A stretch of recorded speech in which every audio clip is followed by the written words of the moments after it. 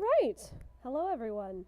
Hopefully this will actually work today, and I don't have any audio troubles or Wi-Fi troubles or any troubles. Anyway, today we are going to be, no, I am going to be, you're here to chat with me, thank you for existing, but I'm going to be drawing the Founders Pact cover, book 4 of Paws of Stars, and the essentially first part of the Omen of the Stars half-ish, slightly more than half of the arc. Dovewing will end up being our portrait character here, and I'll leave the background for later. Also, yes, Arc 9 was confirmed, which I didn't really ever think that there was a chance that it wouldn't be confirmed, honestly. Warriors is doing great as far as a cash cow, and their company, the company that just bought them, or their publishing company, is pretty much using Warriors as their only cash cow. So, yeah, there wasn't really a chance where it wasn't going to be confirmed in my mind, at some point or another. I am curious as to where they'll take it from here, but without knowing what the end of a Starless clan is even like, I can't predict it very well. Also, preemptive disclaimer, I apologize if for any reason I end up sounding sick today. I'm getting over a cold at this point, so I'm not sick anymore, but it might still show in my voice sometimes. Anyway. Yes, hello everyone. Thank you. Arc 9 has been confirmed. We know nothing about its content. We just know it's in the process of being conceived. Kane and Cherith are actually working on the last couple of books right now.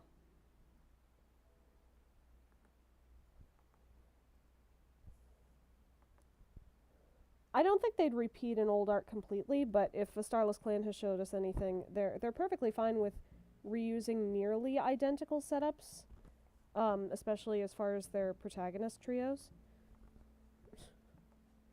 Just swap them around a little bit. There's only so many character concepts you can have.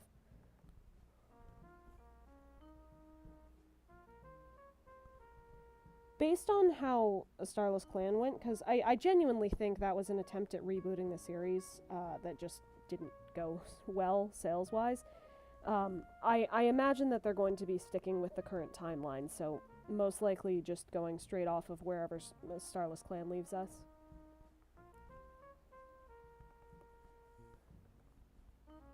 I'm still just hoping that they give us a Wind Clan protagonist in some way. We've had River Clan now, thankfully. Thank you, Frostpaw. We love you, Frostpaw.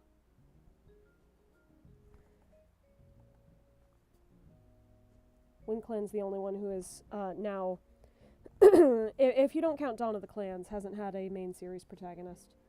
And in Dawn of the Clans, it wasn't quite Wind Clan yet. It was cats who lived on the moor. So you would probably be right not to count it for that.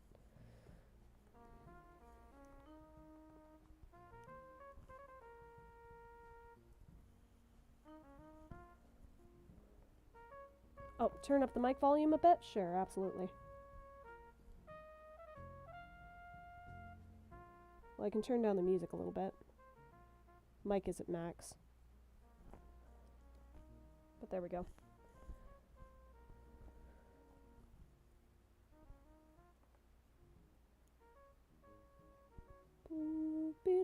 There we go. See, what I like about Frostpaw, even though she does have the trauma dump that they've been giving a lot of characters recently, she does something with it besides just being traumatic for the sake of making us sympathize with her.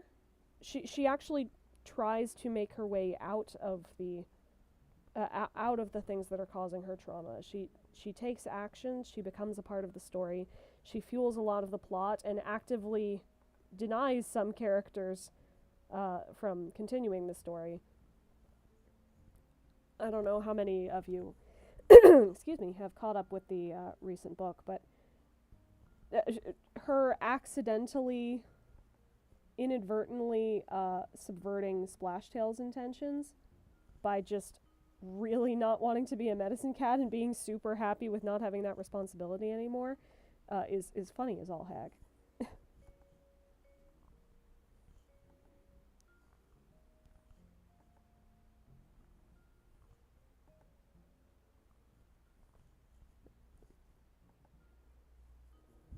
But yes, I do wish for Frostpaw to eventually be happy. Please let her end the arc as a happy asexual lesbian woman.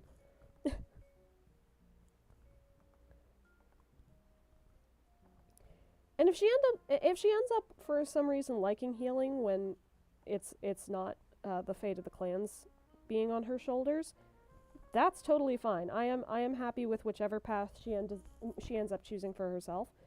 I just don't want her to be stuck in a position because it's what the clan requires or something. Warriors has long had an odd relationship with choice, let's say, in that they don't have it.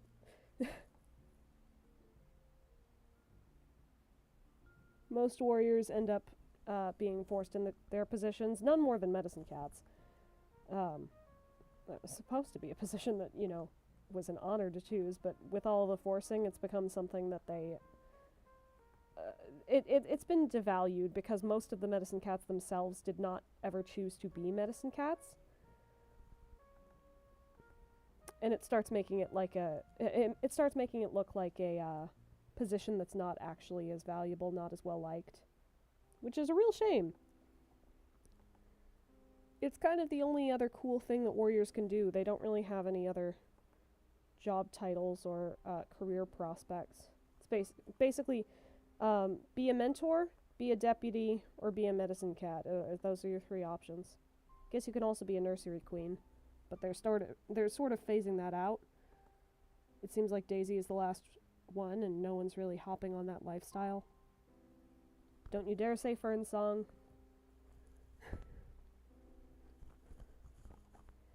Oh yeah, Mothwing might die. I could totally see that happening. At this point, anyone in RiverClan could be on the chopping block as far as who just dies by the end of this arc. Oh, Splashtail is totally manipulative. I just don't agree with the people saying that he's trying to romantically groom her. Actually the opposite. Frostpaw is the one who has decided, hey, being with Splashtail would make me... It would give me an excuse to stay as a warrior. I would be able to have this loving mate, and I can't be a medicine cat if I have a mate. So she's really going after him. But Splashtail himself has been actively pulling away from that part every time she brings it up. He is using all his might to push her into staying as a medicine cat because it's useful for his plans. And has been actively avoiding any sort of romance between them, even if it would make manipulation easier. So, definitely manipulative, absolute jerk, just not romantically. He's not getting with the child.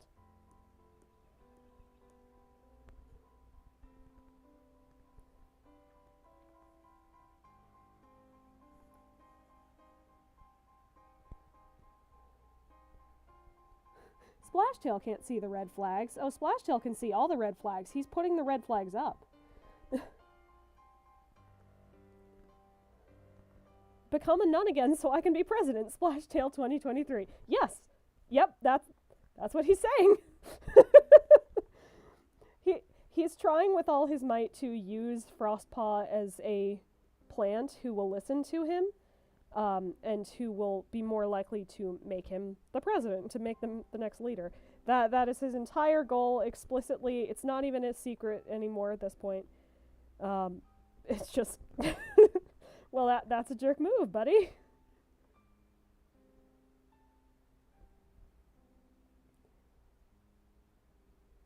Oh, I did. Yes, sorry. Isn't Splashtail not wanting to be Frostpaw's mate a good thing, since I think you said that Frostpaw does not need a mate in the Sky discussion? Absolutely, that is correct. My opinion of Frostpaw, which is fully an opinion that I'm also aware will never be confirmed ever in a million years by the narrative, is that Frostpaw herself, well, first of all, strictly going by the timeline that the books are actually showing us, she should be like really, really young still, but they're acting like she's about to be a warrior, so fine. Ignore the actual amount of time that's been passing. Presuming that she's of age at all, ignoring that step, I think, based on how Frostpaw is acting, that she's really using the opportunity to get a mate in Splashtail as more of an excuse, because if you get a mate, if you have a loving family and relationship, you obviously can't be a medicine cat. That's against the medicine cat code. So I just couldn't go back to taking up my normal position that traumatized me so much.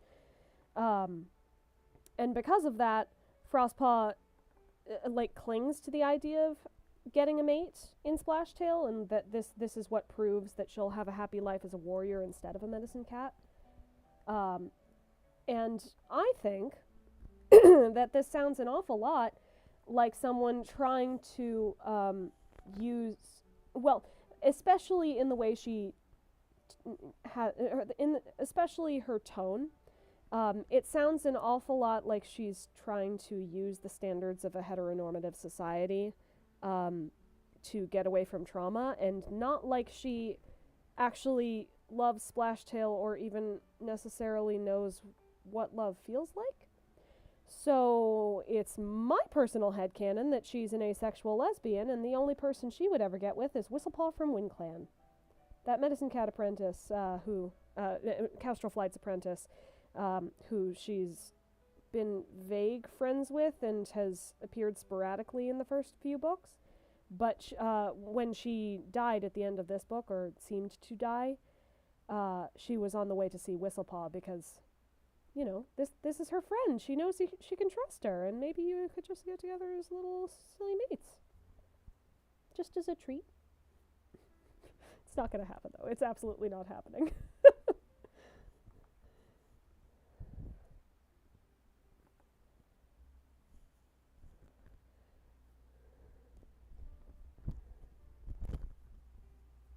Oh, what do you think of Owlnose? Absolutely love the guy. If you happen to have seen my thoughts on him at any point or heard them, yes, he's a pathetic man. He's a little loser baby. He can do nothing right, and he fails at everything. And I love him for a few different reasons. One, he's just actually legitimately funny. It's rare that warriors genuinely makes me laugh, and Owlnose does actually make me laugh. But also, it's really rare that Warriors allows for cats who aren't good warriors. Like, for cats who aren't good based on the standards of the society. Usually, if they end up doing that, it's a character arc where they'll learn that they're actually not in the right position in the first place, and you'll have like Ravenpaw going off to the barn, or and even Ravenpaw was actually skilled. He was just had anxiety that was stopping him from being skilled. Alderheart ended up being forced to be a medicine cat because he wasn't good.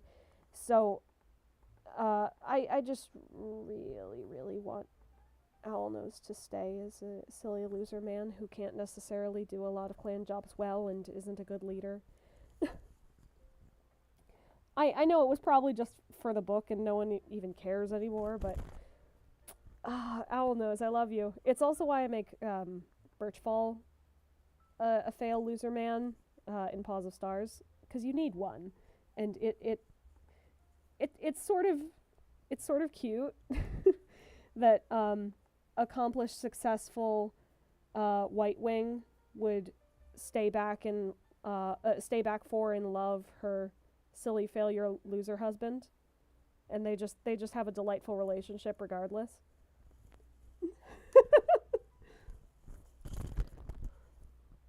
Yes, I do like Pathetic Boy. That's just a fact. I stand by it.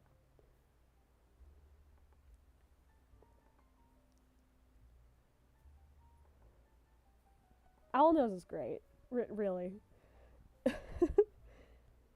Honestly, this arc, especially in comparison to the last few, has been a genuine delight as far as the cast is concerned.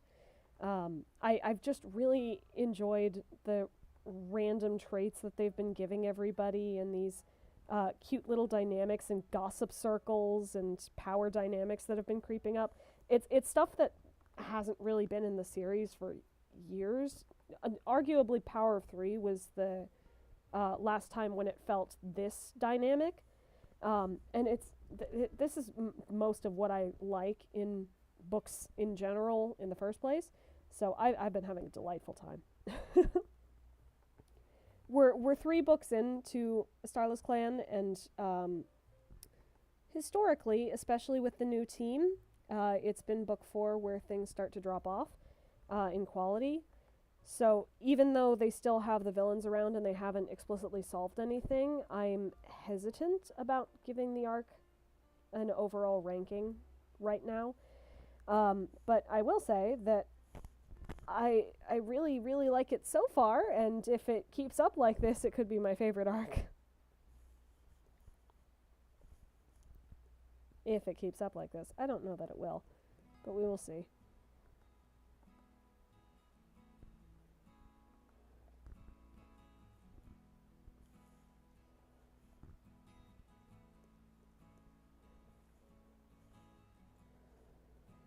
Oh, yeah.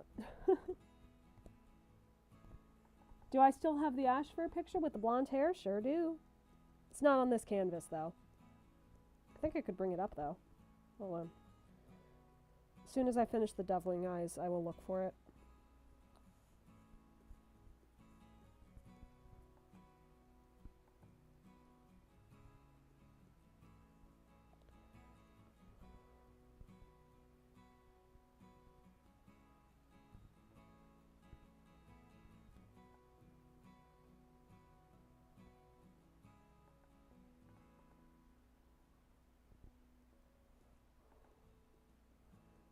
Whoosh, whoosh. Okay.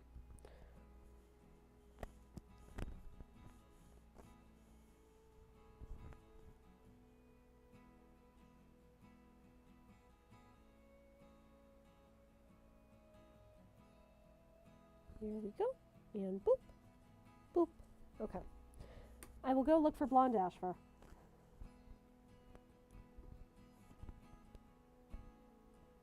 Yep, there we go. We'll just have him sit up there, looking down on us.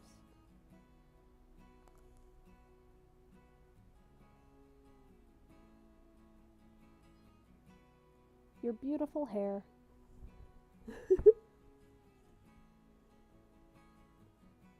Yeah, so Sunbeam switching clans for Nightheart is a thing that I probably don't like. Probably. But I don't technically know that yet, because they haven't technically shown how it's going to go in the end. I think I just like it. I think, based on what I expect them to do. But we will see if that's the case. I don't personally think that Warriors is the type of series that would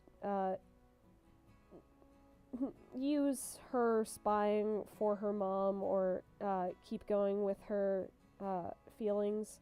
At least not since Vicky left. That was closer to something that she would have done.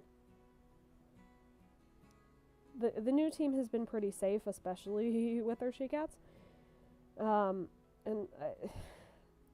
I think they're just becoming mates. I think they're just gonna be happy together forever now somehow, and I don't like it. But I don't know. I don't know that that's the case yet. We'll see.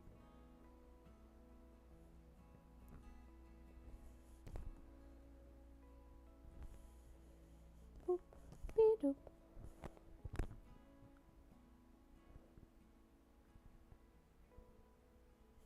Oh, did I? Yep. Okay.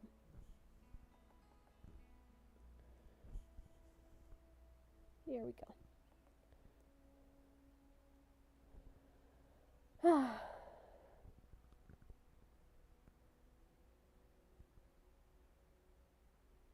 Oh, yeah. So, Squirrel Star is a thing that, according to the authors, yeah, according to the authors, there was a hypothetical world where Bramble Star wouldn't have existed, and someone else was going to become leader. They didn't say who, but that did not happen because they decided it would be mean to have had Bramble Star come all this way, and not become leader after Firestar. So they decided to do that and make him leader. And here he is, still.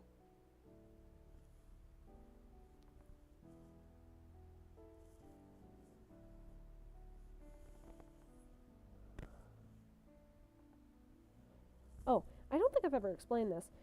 This random marking that I always put on Dovewing's head, it's meant to very vaguely evoke the idea of an eye, that she has like a third eye type situation that can see further than any other cat can. Just a weird power thing.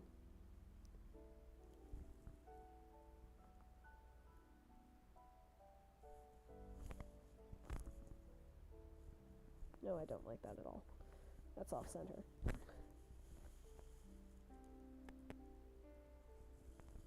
Yep, there we go.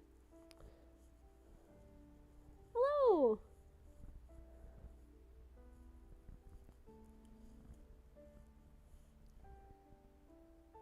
Avos is actually, like, relatively old at this point. It was coming out in 2016.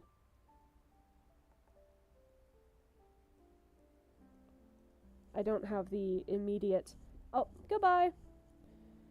I don't have the exact date off the top of my head, but it was definitely 2016 adjacent. I do have them all stored, but not on this canvas. Not while I'm working. Alrighty. Fill. Fill. Fill. And fill. Perfect. Okay. Do need to fix up that dot though. That's not curvy enough.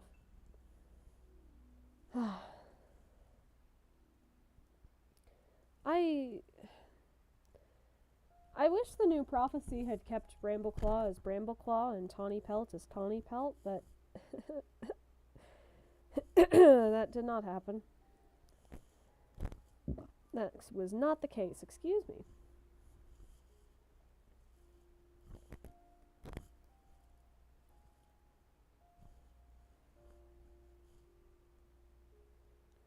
This should be, yep, okay. Now there are 2 elements left. Inner ears. Well, and the shading in the background, but 2 elements left of the color fill.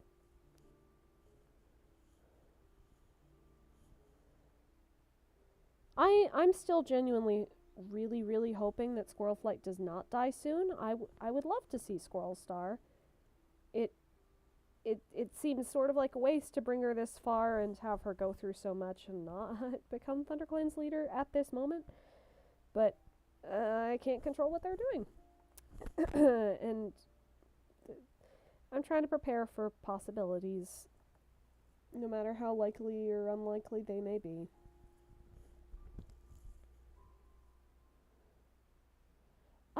Yeah, do I plan on continuing Trip Through Time until the present, or just until the book's released after you've created your channel? This is a thought that has crossed my mind. I'm inclined to say, in the event that I actually get that far, I would keep going, because at that point the context that I had when making the channel would be very different from the hindsight that I usually use when making Trip Through Time. But I'll see when I get there how much new stuff I have to say at that point. I already have new stuff I would want to say about what it was like when Darkness Within released, because I was not happy. It spurred me to create a YouTube channel. Well, not I didn't create a YouTube channel because of Darkness Within. I created one of my first video concepts because of Darkness Within. Still though, very, very, very bad. I was very unhappy.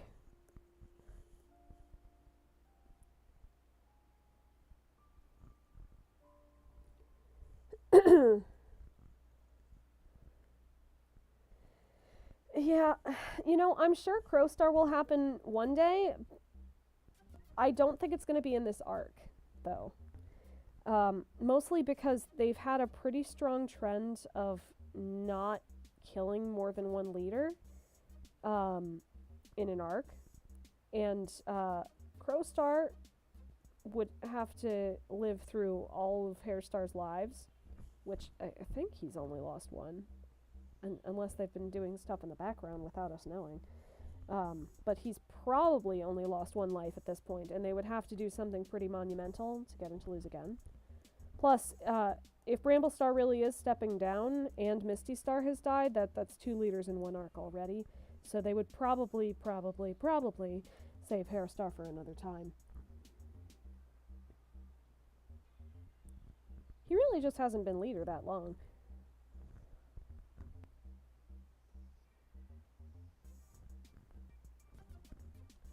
Perfect. Okay. Now, what do I want for you? I'm inclined to say like a nice dreamy light blue, maybe? Yeah.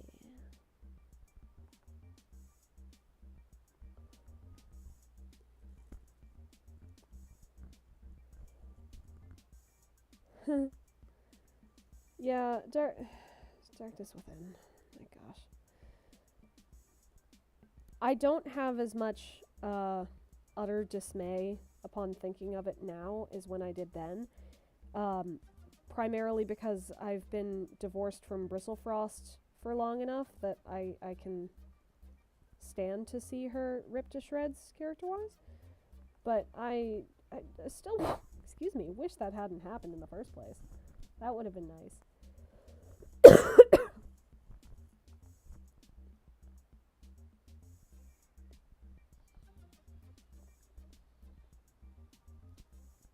Oh, this is Dovewing. Yep. So the cover portraits so far have gone Jayfeather for Rising Tides, Lionblaze for Stars to Shadows, Hollyleaf for Inferno, and now Dovewing for Founders Pact. It should be fairly obvious who ends up being at the center of Fading Light then, but I would be honestly surprised if people guessed who the portraits for Uproar and, I was about to say the name, Uproar and the Last Book will be. Still keeping that one a secret.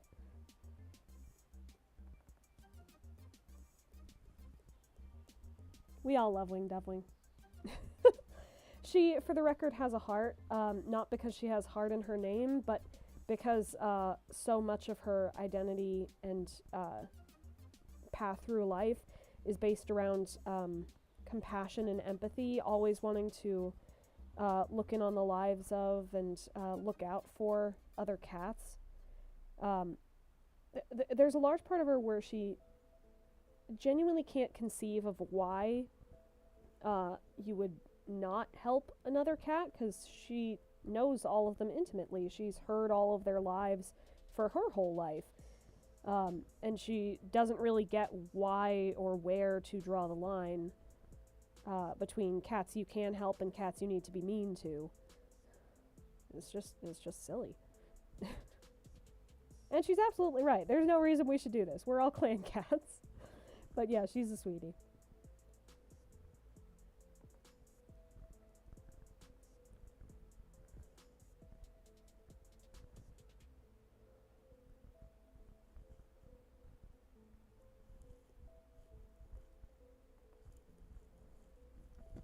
Oh yeah. Digital art tablets that are cheap but workable. I would say if you don't expect that you'll need it for years and years and years, going for one of the off-brand ones won't be so bad. Yes, you can always guess at the Uproar cover. I just won't tell you if you're right or not. Tablets, though, I would say, for the most part, Wacom is going to be your best quality-wise, just across the board. But I have lasted this long without ever having one, and it's been treating me fine. Huion has a bunch that are pretty good. There's a few from Monoprice. I don't even know if they still make them, but that was my first tablet, was a Monoprice one. And with the off-brand ones, you can get ones that are still pretty big without breaking your budget, which can be good if you need to make like long strokes across the canvas.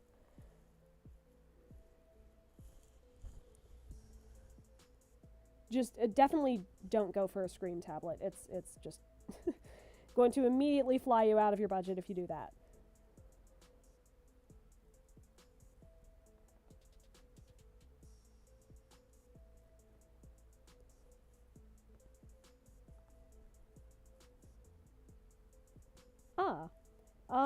No, Brightheart is not the cover cat for Uproar.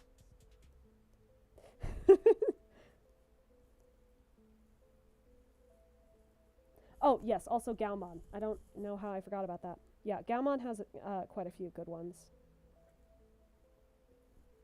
Across the board, disclaimer, none of these are going to be the quality of Wacom. They're probably not going to feel as paper-like or as regularly include papery texture and erasers on the back of your pens. Sometimes they have cord issues. This comes up with EX Pen, I think is what they're called too. But basically, if you have good luck with them and your computer doesn't end up hating them, they can be pretty good tablets.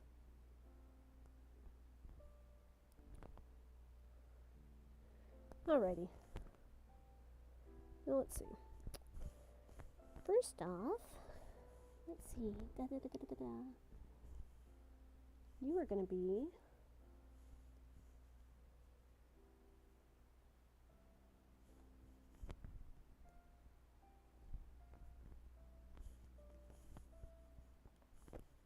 brighter than that.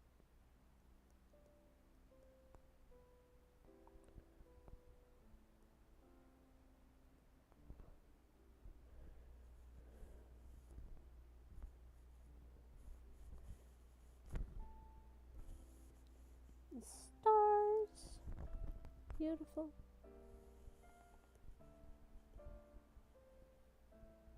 Lovely. Okay. And then on top of you,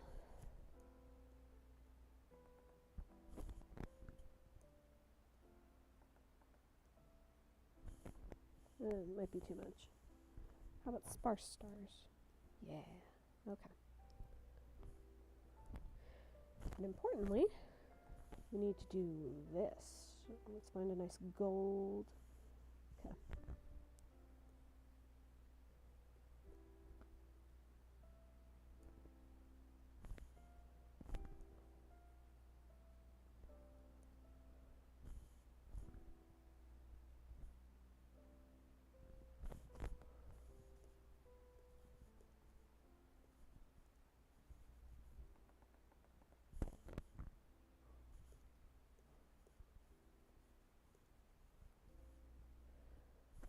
And then a smaller, lighter one.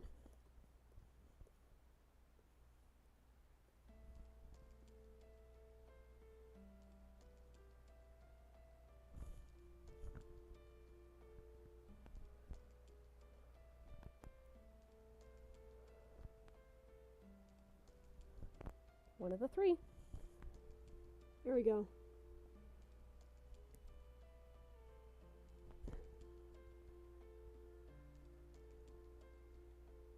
Oh, fading in and out at the top right?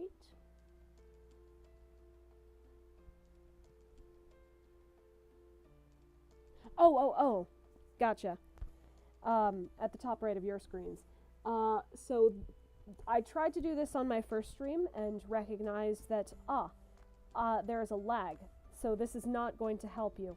But I will name some of the cats that are in there, and you can decide which ones you think are the cats flying by. But that's Snowtuft with the scar. That's Ebony Star with the white patch. That's Dove's Feather for this, not Dove's Wing. Fallen Leaves is right after her. That's Tiger Heart with the big heart-shaped mane. Lion Blaze, of course. Breeze Pelt is right after Lion Blaze, fittingly. Dove Wing, of course. Ivy Pool right after Dove Wing. Jay's Wing, not Jay Feather. Fawn Skip, Dark Forest namer, originator. Lion's Roar, full grown there. Poppy Frost, Blossom Fall. Silverhawk, Snowtuft's mate. And Tiger Star, Hawk Frost, and Jay Feather, and Half Moon. And now we're back to Snowtuft. Great, so that's everyone. And I know they will be off for you because of the lag. But yes, Dovewing is in the spotlight. She is being thrust into this. That's her portrait. Let's go. Okay. The background is one of the densest backgrounds possibly the densest background that I've sketched out for one of these. But I'm going to start with the cats because that's the easy part. Okay.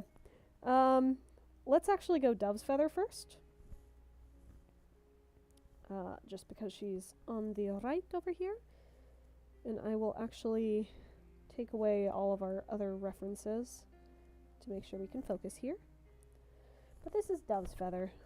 And I'm gonna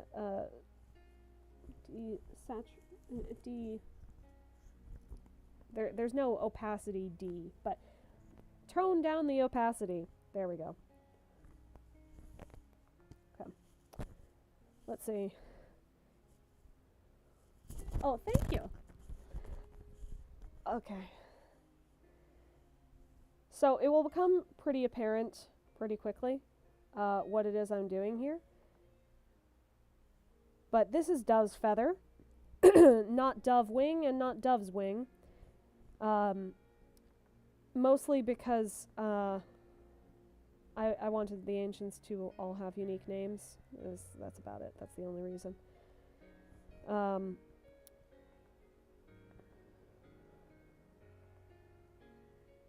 But yes, this is going to be an ancient scene. There's going to be a tractor over here because their world is being torn apart a little bit, which is what will be the motivator for them to head into the mountains. That and a few other things.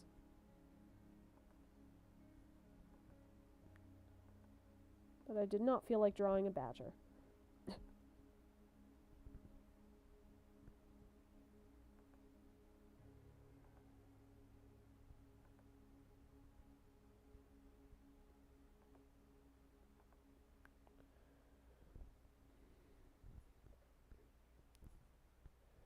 And you sort of have a chin. These are very old.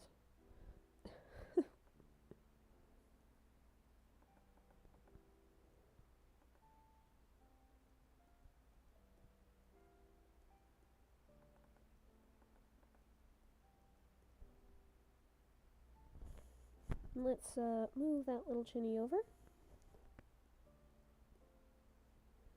There we go.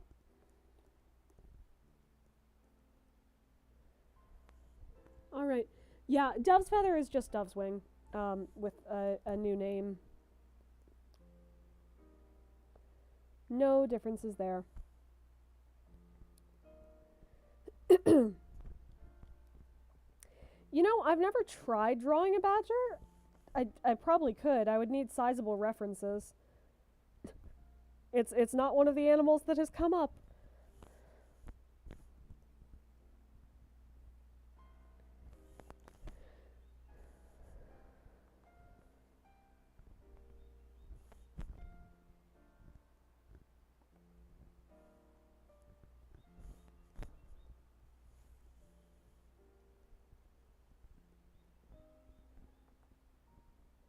Yeah, yeah.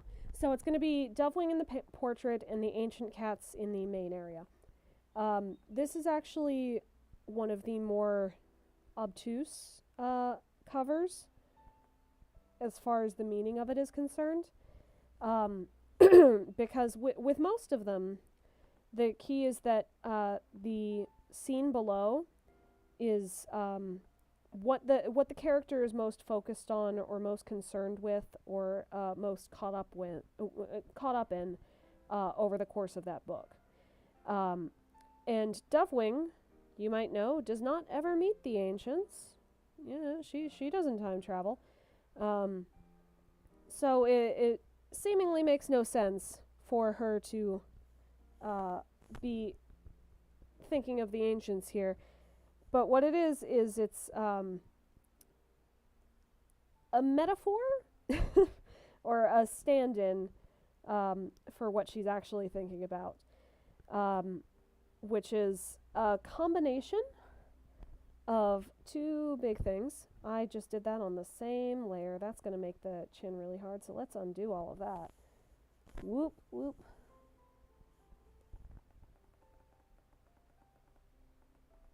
Let's try it on a different layer so we can put a new thing in between that.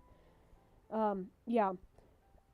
So basically the ancients being here are a stand-in for two things that are concerning Dovewing a lot over the course of this book.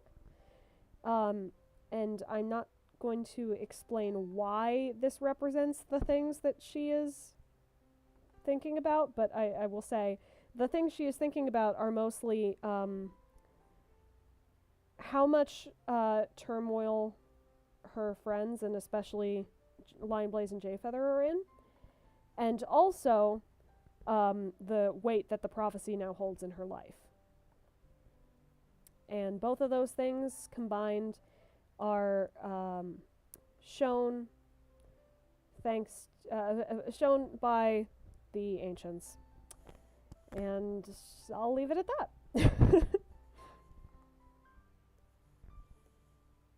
Why did I name this book Founders Pact? Oh, why didn't I name any of the... Yeah, sure. I'll explain my names.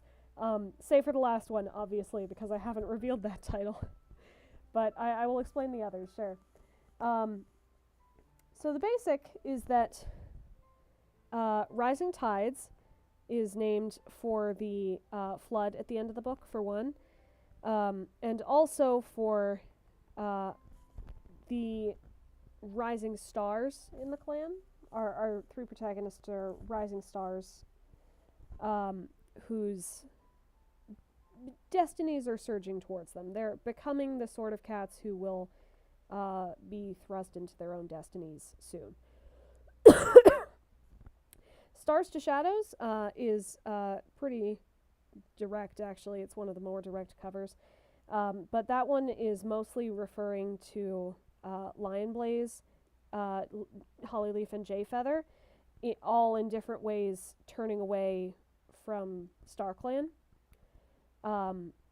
to follow either Soul or Tiger Star or both. And not good for them. Very not good. But they end up learning not to do that. They end up learning what it cost them to do that. And it's also subtly referring to the news we get in this book that it is possible for StarClan to be darkened, for them to be, for their connection to be lost. And while that's not something that happens completely in this book, it is something that is seeded here for later. So that's what that one's referring to. Inferno is definitely the most self-explanatory. It's talking about the fire scene and in some ways to the Dark Forest. There are allusions to hell. And also to the absolute turmoil Hollyleaf is putting herself through. Subtle inferno in her own head. Founders Pact is named for these guys. These are the founders of the tribes and the clans. They are the founders forever. And while Jayfeather is there, he accidentally makes a pact with one of those founders, and she follows through on it, which maybe he didn't actually want in the end, and I'll leave it at that because I don't know how much spoilers people are aware of. But it's very much a seed for something later where the actual meaning of the title doesn't become apparent for a couple of books. The book it becomes apparent in is out. Fading Light is talking about the fading of StarClan. They're going completely away. And it's also talking about basically the fading dawn, how close they are getting to being in the being close to the battle, coming towards the day when they will have to fight the Dark Forest. And Uproar is every clan getting into turmoil and destruction as they are getting close to, but not quite reaching, the final battle. Yeah. And then there's another title that I won't say. But the 7th book has a title, and I will say the 7th title ends up primarily referring to both the big events of the story and the main themes of the series. I'll say that much.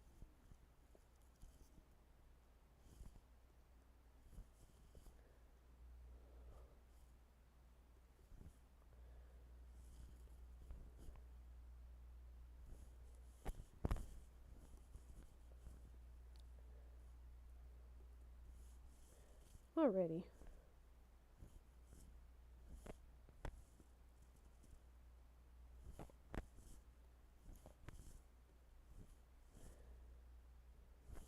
And then one more thing of outline before we can start on the markings. Do I read the other side series by Aaron? I did read most of Survivors when it was coming out, which I remember bits and pieces of. I didn't end up reading any of the others. I know Bamboo Kingdom and Bravelands recently got new entries. Some of my friends are relatively happy with them.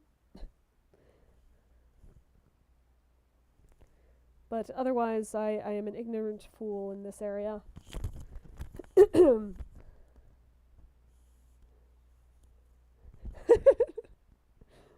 Guess the last title all you want. I mean, I won't tell you if you're right, but go right ahead. Yes, I have read Wings of Fire. I have read the entire thing. Very happy with it. Snowfall is my favorite character, followed quickly by Sunbeam.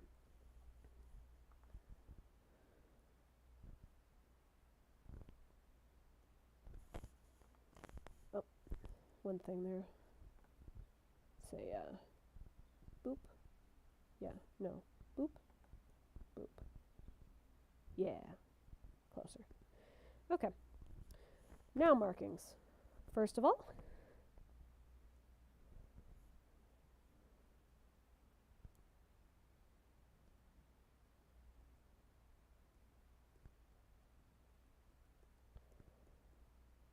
whoosh. There's your little nose, but without a nose. It happens. You also have ear tips, don't you? Yes.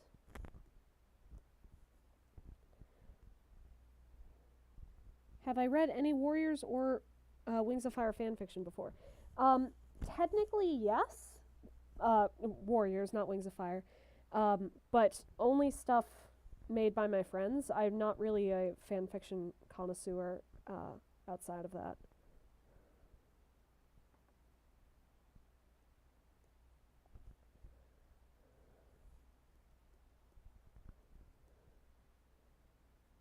I don't really know how I ended up getting this far in writing my own fan fiction without ever really consuming what fan fiction was like to get a baseline, but I don't know. I might be burning every fanfiction convention as we speak. I would not be able to tell you.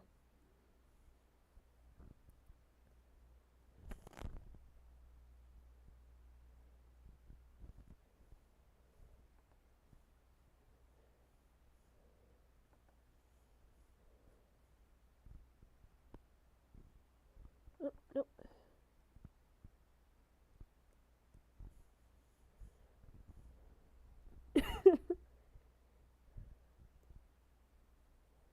I will be a rebel. I will be a rebel, and I will write whatever story it is I want, even if it's not fanfiction-y. I will continue to ignore Archive of Our Own's tags that prompt you to specifically put relationships in there, because that's not a focus of the story at all.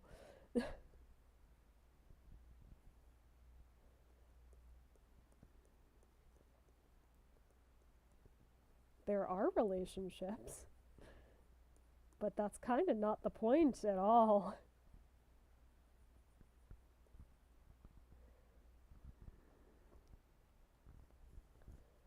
Alright. And let's just, do this part.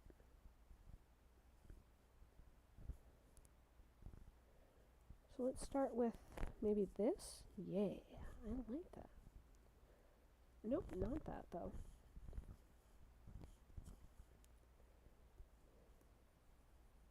Yeah. Okay. No, that's Dove's Feather. I appreciate that. So, one of many. Time for... Oh, Fish Leap? Fish Leap. Oh, yeah. No, I remember why. Fish Leap, though. Fish Leap is a cat I have not actually drawn a profile for. So I'm going to be using this, and that's going to be okay. It's going to be totally fine. Yes, the markings on Dove's Feather are intended to vaguely resemble feathers and wings. Some bird markings.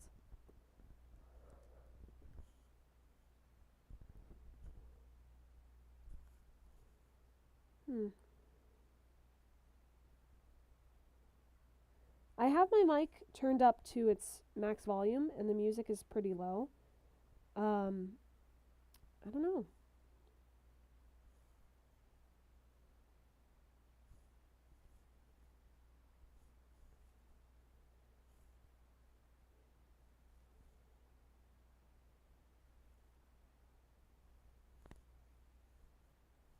Yeah.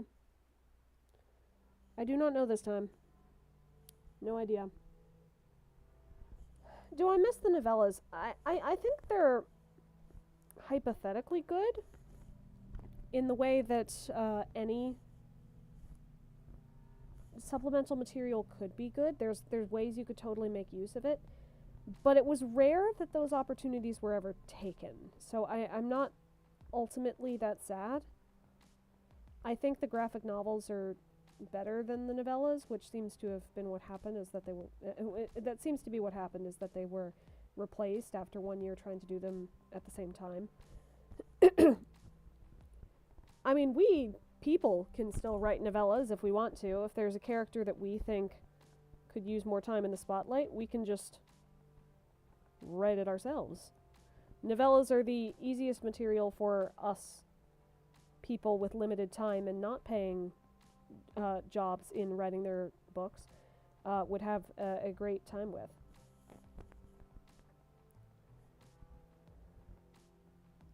Say up and then swoop. Okay. Nope. Yeah. Okay. And you, sir, have some very floofy floof. You have boop, boop, and then boop. But because I don't have the actual profile for him, I just made a mock-up before we started. So I would know generally what I want him to look like.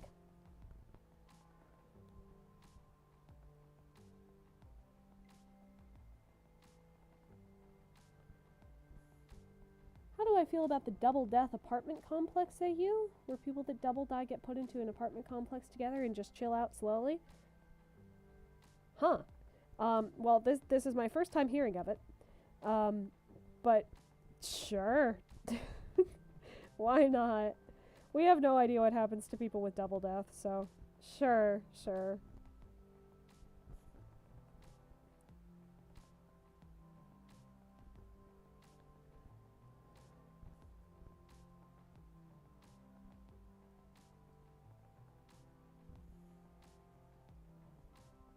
Why not? Whoop. Too little chin.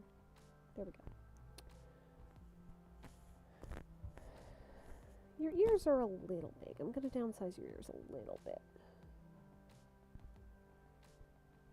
I do love them, though.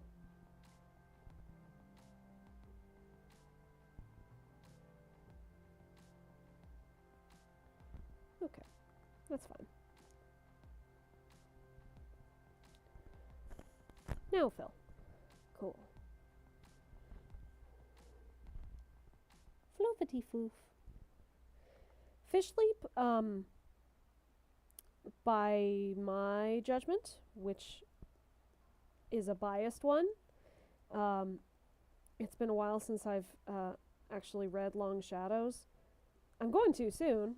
Trip Through Time, it's coming up, but it's been a while since I've read the time travel pieces of Long Shadows, so I have very biased memories of Fish Leap in particular, but I think he's the silly bouncy one of the group. He's the jokester. He's the one who keeps people smiling.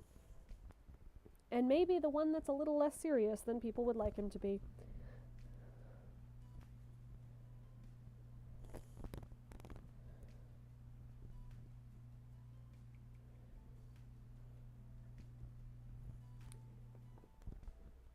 Sunny, which cat would you give more screen time in Warriors if you had a chance? Whew. Sedgewhisker. It would be Sedgewhisker. I was about to say Sunstrike, but I think Sedgewhisker deserves it more, canonically, because she actually has been in the spotlight twice, once in a flood as a kit, and then once again as a member of the Beaver journey. And she was really nice there. She was a sweet little bouncy girl. And then Dovewing came to see her again when she had been injured. And then that was the last time that she was in focus, and we never cared about her again, I guess. I think she could be fun, and as a general rule, I'm always up for more screen time with cats who we know little to nothing about, so that we get brand new stories with them. Which I know is a hard sell because most of the actual target audience for the books and the people who actually buy the books don't want that at all. They are more likely to buy the books if they have familiar faces and plots they know well and are related to the books they already like. So it's significantly less likely to happen, but that is what I as a person aim for.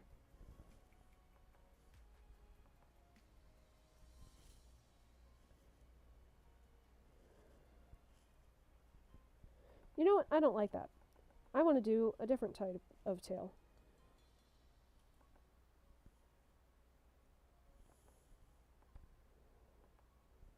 And I want to see if I can actually make this work.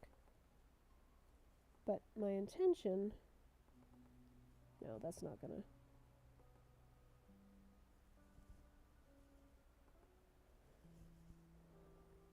Yeah, okay, that'll do. My intention is to make the end vaguely look like a fish. Vaguely. I don't know how much that'll work, but yeah. Warrior suffix fans have made that you would want to be implemented into the series. Oh boy. Off the top of my head, it's difficult to remember which ones even were by fans, as opposed to being somewhere in the books. Um,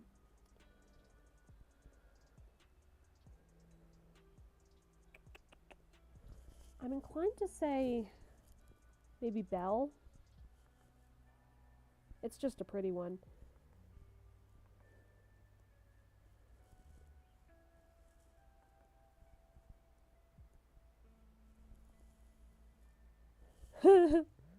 Yeah, Fish Leaf's tail is a catfish. It's exactly right.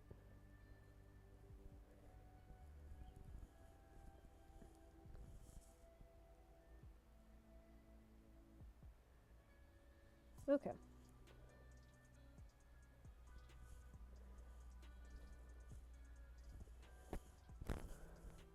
Let's do this. Okay. Now I have a lot of fixing to do.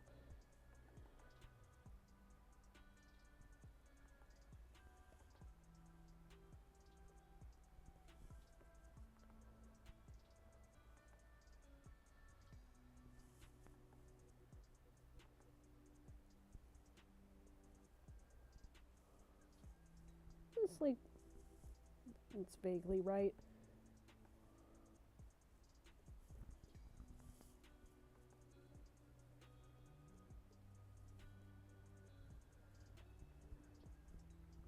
It's okay. Hello!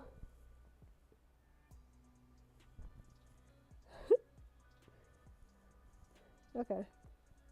It'll do. It's okay. I will deal. Now, let's draw in some lovely little outline. Yes, okay. So, item 1, head.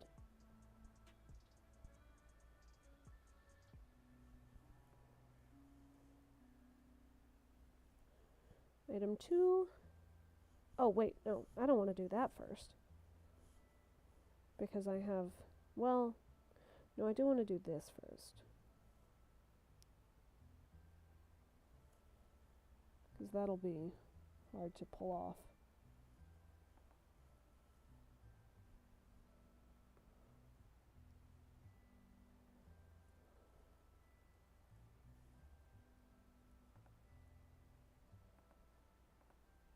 There we go.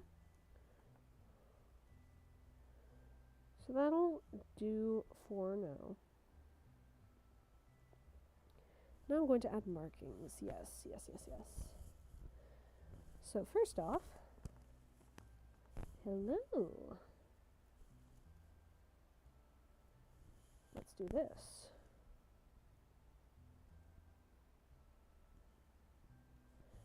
And you go up. And wait. Yeah. So it's like down like that. And then. Ah, okay. No, I know what I did now. There we go.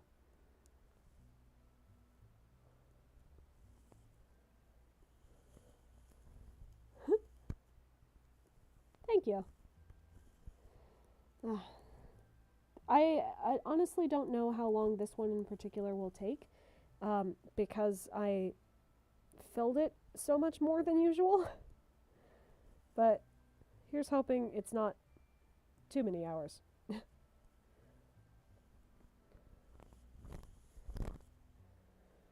Oh, and I completely forgot about the... Oh. Yep, there we go. Which means that you can still go there. Yes. And you, just to make this super fun, can do this.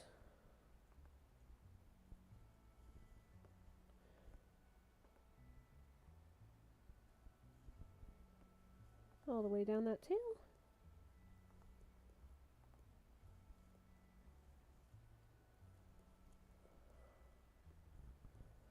And up onto that effective fish belly, sort of. Yeah, it works.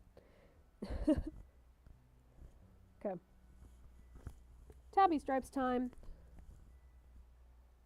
Ah, not what I meant.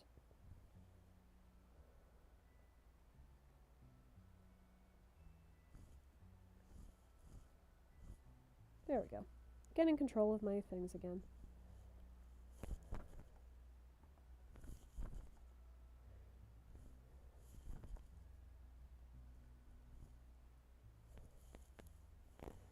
So first, both ears are all dark.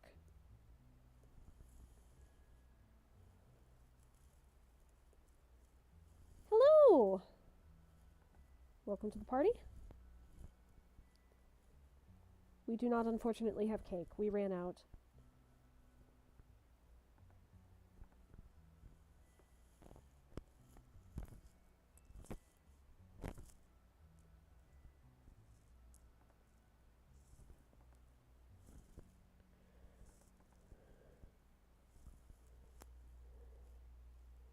Ah, yes. Honest opinion on Agents of S.H.I.E.L.D. Oh boy. I enjoyed it. I think some of those seasons were better than others. I particularly liked season 4. I thought that was honestly where the show hit its stride. And perhaps not surprisingly, considering that, Fitz would be my favorite character.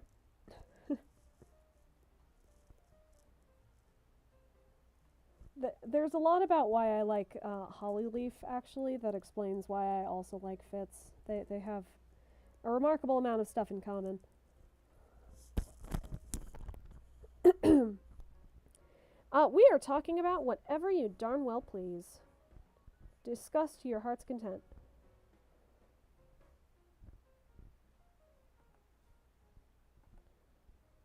Bring in whatever subjects you like and we will just hop on. I didn't eat all the cake. I only ate a slice.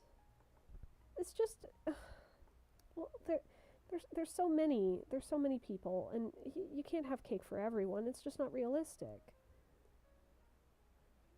But also, it was red velvet. It was my favorite cake. You can't expect me to not take a slice.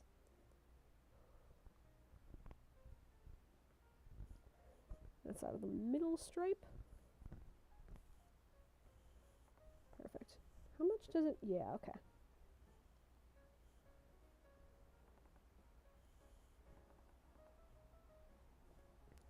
Perfect. I did not eat all the cake. No, this is slander. I only ate some of the cake. Unfair, no.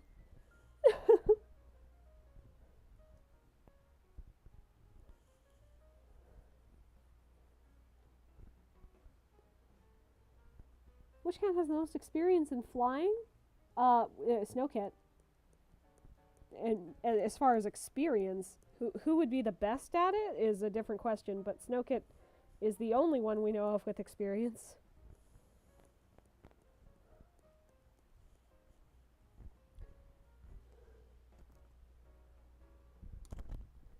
Oh, yeah, I'm very into musicals. I enjoy musicals a lot and have for many, many, many years.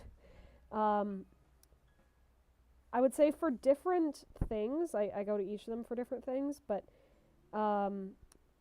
Legally Blonde, Seussical, The Lion King, and Les Mis are all really high up there for me. Wicked too, just not as much as when I was younger.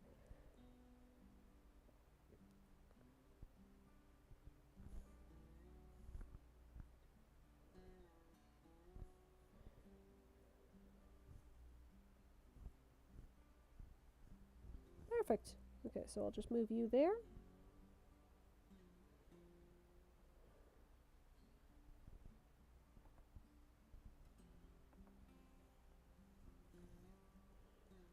Beautiful. Nope, not what I meant at all, actually. Nope, I take that back. Yes. All hail Fuzzball, indeed. Really, the kitty pets are just all great. I think every time this comes up, I bring up Minty from Bramblestar Storm, but I love Minty from Bramblestar Storm to such a high degree.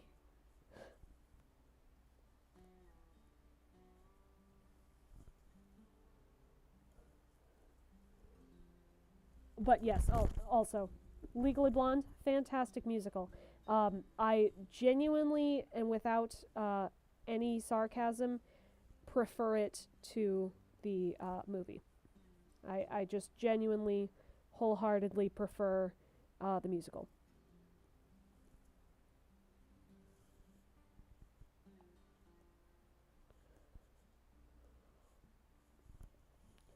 Now the only thing left is that behind you, I need to put that second layer. Yeah. Fish leap. There we go. Well, okay. Yes, I agree. Jessie is indeed awful. However, I think Frankie, who becomes Stormcloud, Jessie, and Minty work together super well as a trifecta of kitty pets to show the different experiences that kitty pets can have in relation to the clans. And I wish that this was that I had any confidence this was in any way intentional, or that it was used at all. Who would win in a fight between this three? Broken Star, Mapleshade, Tiger Star. Mapleshade, we've never seen her in a straight fight that she won. The closest was when she killed Spotted Leaf in an ambush and then was immediately chased off. Most of the time she just taunts people or ambushes them, and that's how she gets her couple of kills. So Broken Star versus Tiger Star, I'm inclined to say Tiger Star because Broken Star, again, he mostly won through cheating. He just made sure that he had more warriors than anyone else so he could win through sheer numbers, and ignored everything else. So I'm inclined to believe that Tiger Star is the one with the most actual battle training and skill.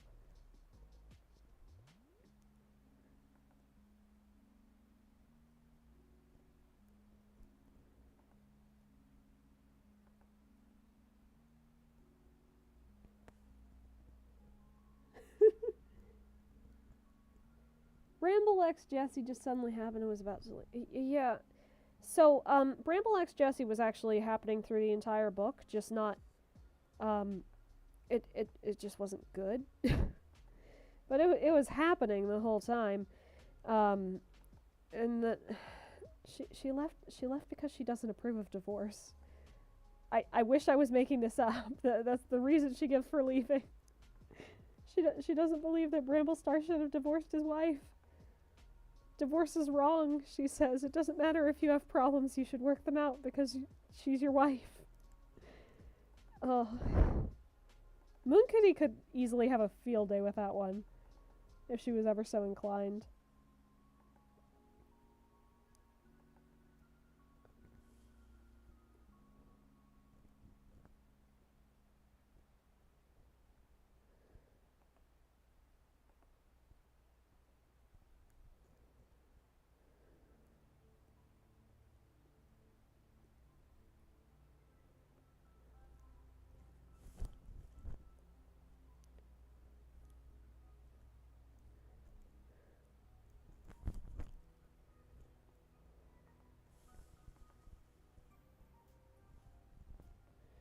There we go.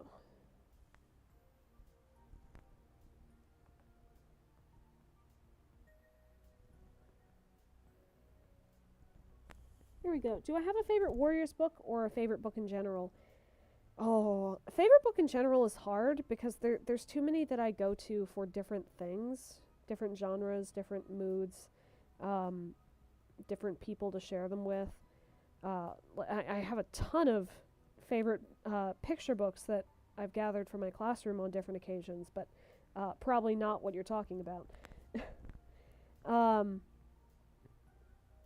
Favorite Warriors book? At this moment, my answer is The Forgotten Warrior. This is, however, something that I not only think will change, but know will change, because I don't actually like the book. Like, there's a lot of parts of the book that don't have to do with Hollyleaf and are really bad. and there's a lot of parts of the book that, even though they do have to do with Hollyleaf, I wish were handled better. And it inspires me. It inspires me to create a lot. But it isn't. It isn't as clear cut, because I like what the book prompts me to do more than I like the actual book. So that aside, I assume it's going to be maybe one of the graphic novels or the super editions.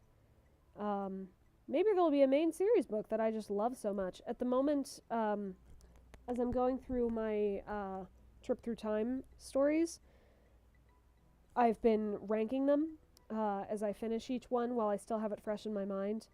And from that, my favorite so far, I believe, is The Darkest Hour.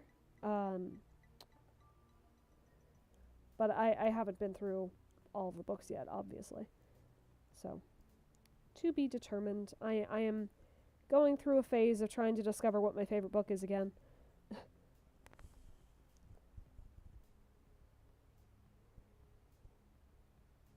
Oh, yes, 1000%. It is a major reason that I'm doing a rewrite of Power of Three and Omen of the Stars. Knowing where the faults are and where I would like to change it was a massive motivator in helping to convince me to do that. And beyond that, it was especially to do with Hollyleaf, not exclusively, but especially her. Just because she's always been my favorite character. In a lot of ways, we grew up together and ended up going through a lot of the same arcs, for lack of a better term, at the same times. So I ended up really connecting to her and really being sad that she wasn't done as well as she could have been. So, yeah. Her especially has been a big motivator, and as far as making sure that I do in fact get this series done.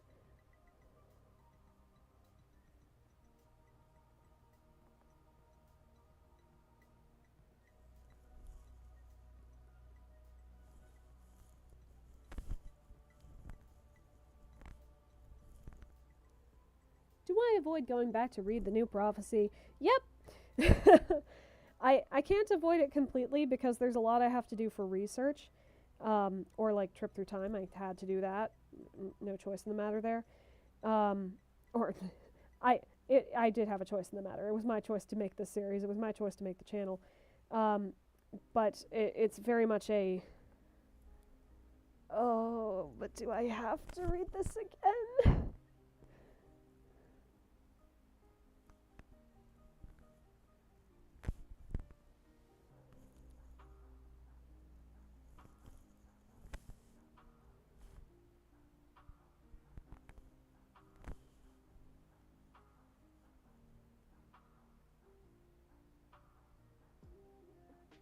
There we go. Okay.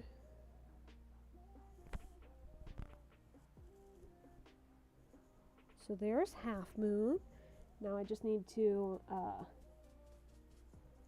do your markings, buddy. Okay.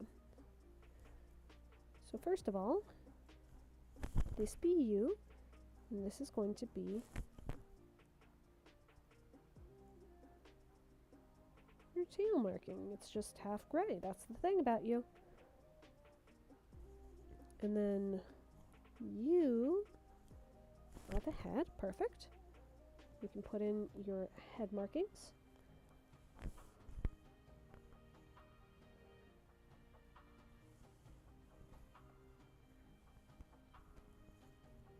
Oh, for the record, Half Moon, not the same.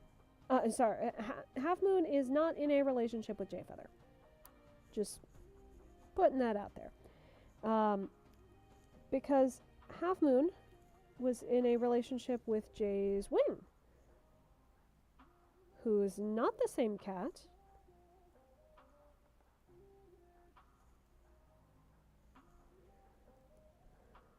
In fact, she finds it rather disturbing that, you know, her mate's body has been walking around and her mate is not in it.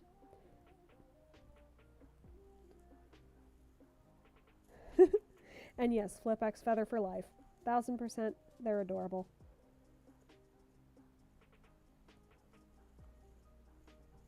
Do I have any other major AUs or even headcanons not related to Paws of Stars? I wouldn't say any other major ones.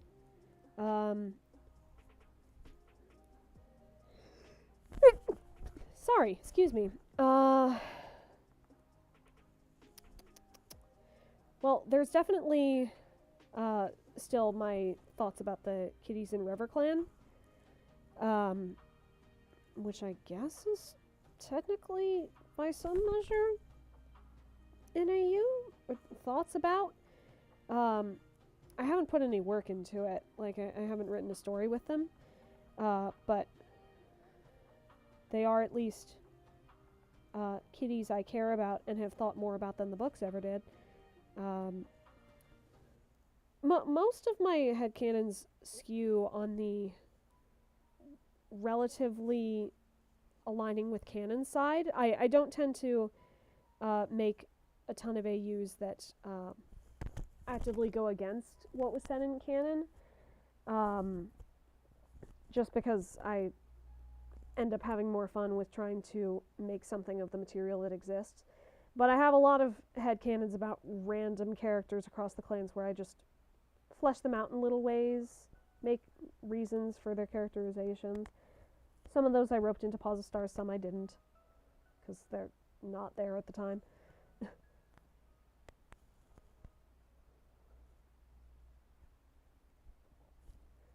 Firestar doesn't like waffles.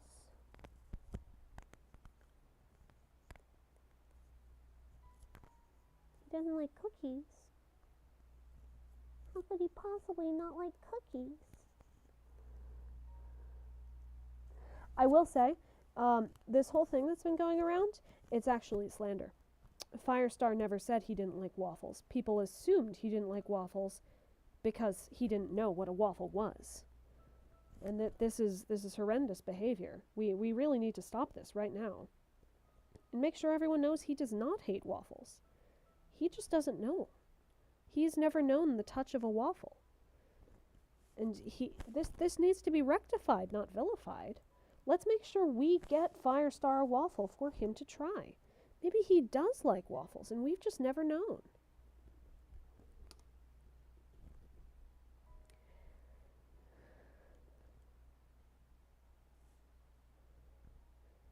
I haven't been touching my mic at all, but who's to say that nothing's happened with it?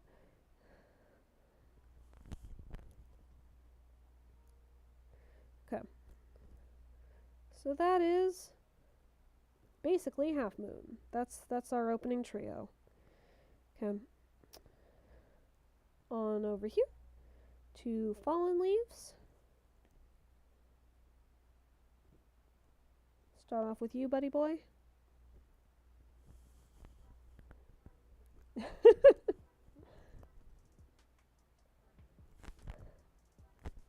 Really, who knows what our opening protagonists did or didn't like.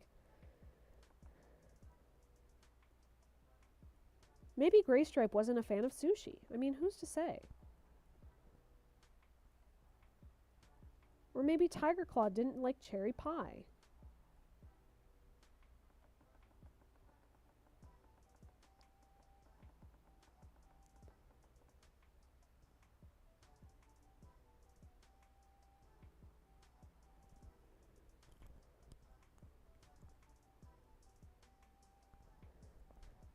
I actually have not watched Ride the Cyclone. I had heard of it, but I didn't get around to watching it. There's an abundance of things that I wish to watch at some point in my life and have not.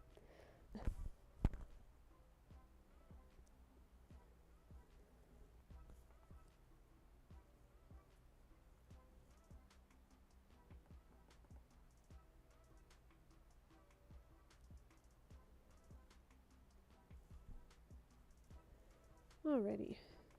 Whoosh. Whoosh. It's occurring to me at this exact moment just how much Fallen Leaves' curls end up resembling Sunny's curls. Excuse me.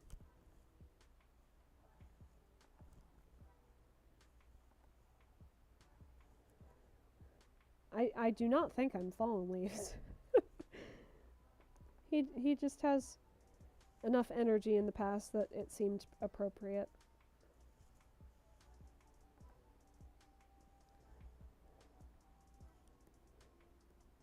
Dustpelt doesn't like cherry pies either?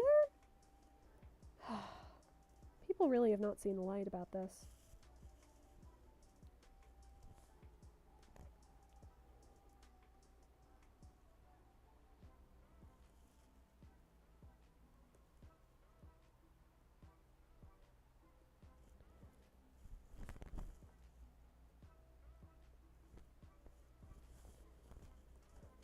There we go. There's a Fallen Leaves. I need his body now. Fallen Leaves is not Sunnyfall confirmed.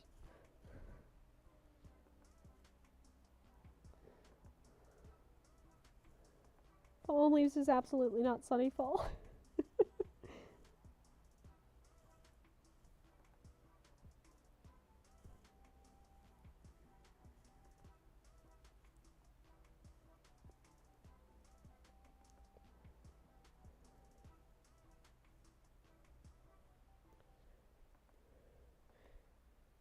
Oh, I should say, the story going on between these two is just that Fallen Leaves and Jay Feather are over here. They're both about to go into the tunnels for their effective ancient assessments. And Fishleap, Dove's Feather, I was about to say Dove's Wing. Fishleap, Dove's Feather, and Half Moon are over here just chatting. It's all of the people who haven't been through the tunnels challenge in the Ancients world. And Fishleap is teasing Half Moon about it, and Fallen Leaves is teasing Jay Feather about their crush for each other. Hypothetically, that's what's hypothetically happening here.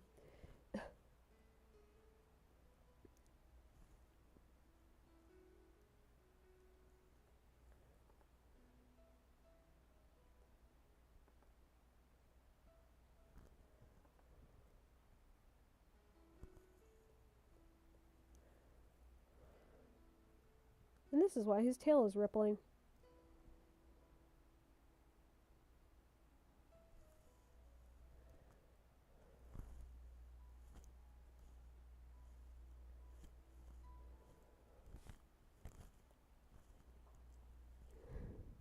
Sunnyfall wanders the halls of an abandoned library, reading warrior cats and making videos in the storage closet. Is Dust Feather a feather duster? I am still reading Founder's Pact, and this is... Oh, sorry. Dove's Feather. Dove's Feather is, yeah, she's actually a feather duster. It's been a secret this whole time. But you outed me, Riddle. I'm sorry.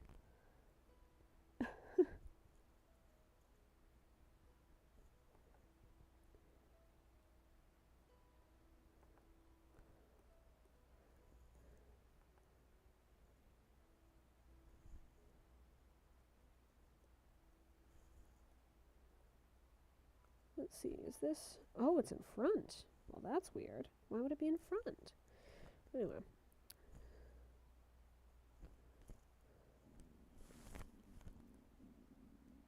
Nope, not what I meant there. Okay. There we go. Let's round out that paw a little bit. Just a little. Yeah, okay. Is Sunny a ghost in the machine? Yes. Sunnyfall not real. Sunny is entirely made up. It's a fiction created by the internet.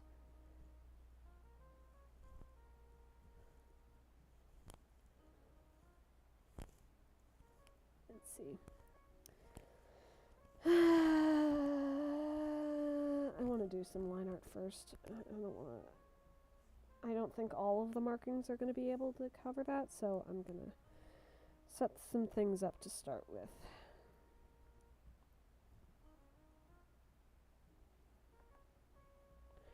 And also, little hair curl. Little bitty hair curl. Gonna back you up a little bit so it doesn't look quite so big. Okay. Yeah, that. Okay. And I definitely, probably, maybe? Let's do it anyway. Just in case.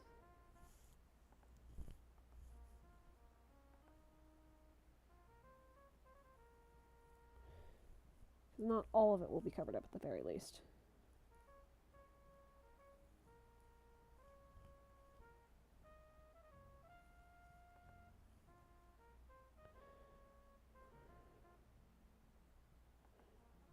There we go. Okay. And I think I'm going to leave the actual chest markings to for markings to differentiate.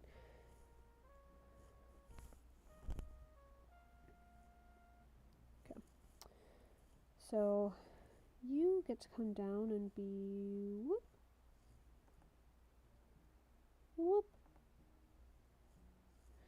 and then whoopie down here.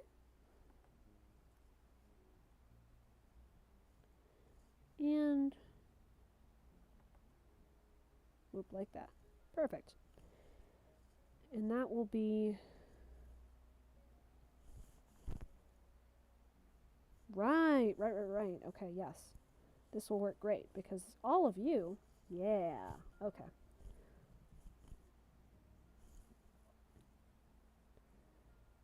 Fallen Leaves is mostly ginger. If Jay can expand his power to bestow telepathy to others, perhaps Lion and Dove can spread their powers to others too, and then we got an army of superpowered cats, and I don't know if that'd be the easy way out. They spread their powers in other ways.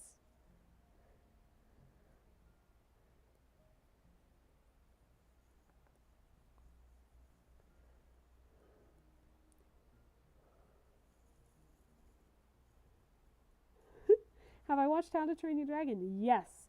Funny you say that. Actually, for a movie night tonight with some friends, we will be covering the second How to Train Your Dragon, because we watched the first one maybe a month ago at this point. And we've been waiting for a while to make sure that everyone saw it so that we can move on to the second one. Which, yes, I understand is not as good as the first. We're going to have a fun time with it anyway.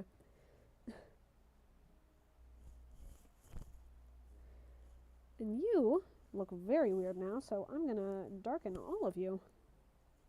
But not that much. There we go. And are you the head? You are the head.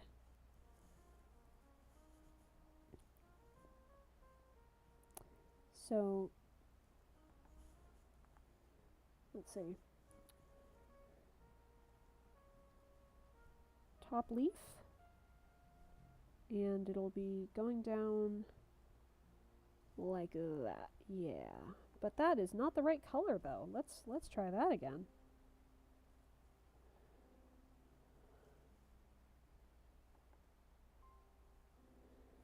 Alrighty. And now we can just fill her in. And there's actually some extra white markings. I covered it for convenience, but there's extra cream across this design. Aside from in the face. And you too now need to do this.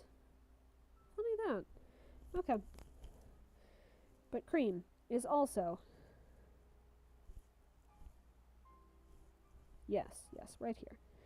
Cream is also the bases of the paws.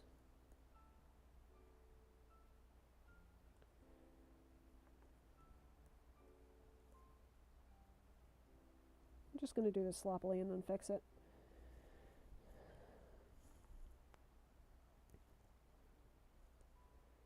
It is almost the entire tail.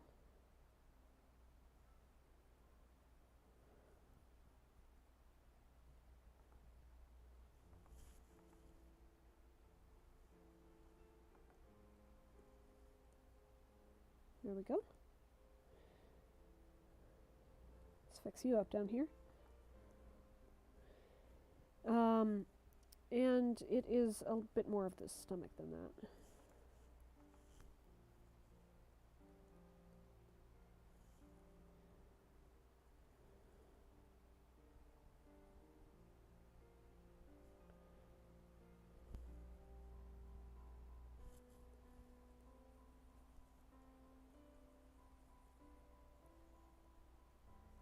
Perfect. Fallen leaves.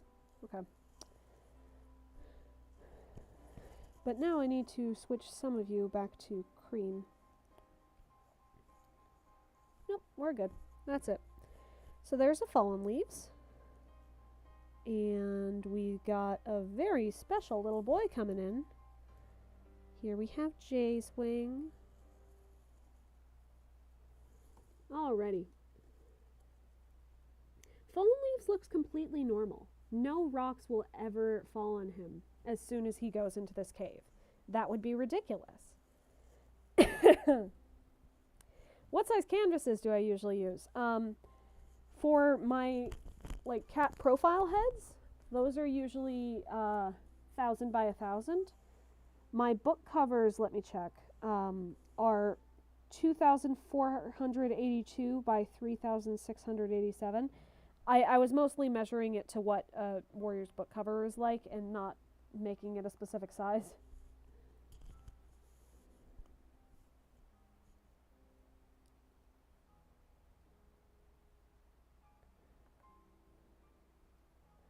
And similar to Dove's wing, Jayfeather has Jay's wing has very curved ears. I'm sorry, I committed sacrilege just there. This is not Jayfeather. This is not Jayfeather. Not in any way. None of Jayfeather is here. This is Fallen Leaves' friend, Jay's wing.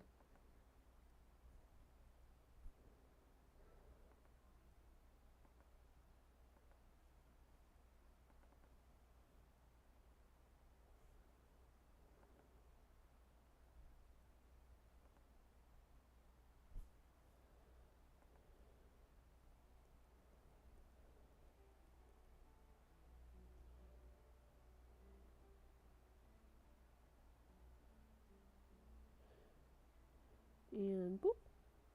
And boop. Okay. Oh, wait a second. I forgot to tell Discord about this.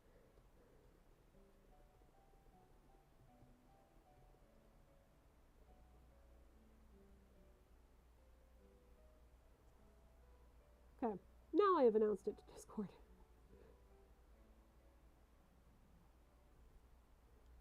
Sunnyfall commits sacrilege, not clickbait. Yeah, I apologize. I deeply apologize. There's no way I can make up for my actions. But I will endeavor to do better.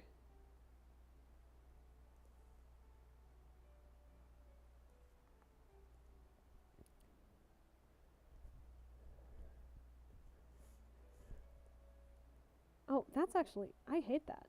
Let's try that again.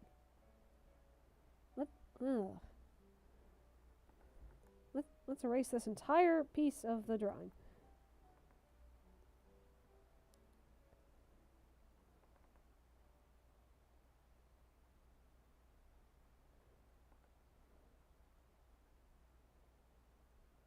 Okay, yeah, that's better. Not perfect, but it's better. Now, to be very, very clear, Clip Studio, I don't want you to fill in those areas. Yes, thank you. Very well.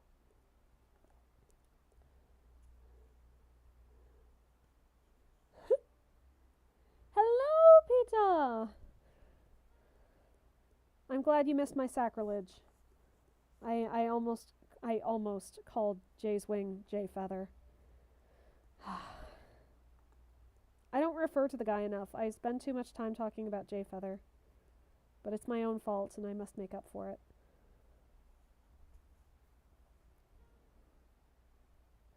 All right. So that'll be acceptable.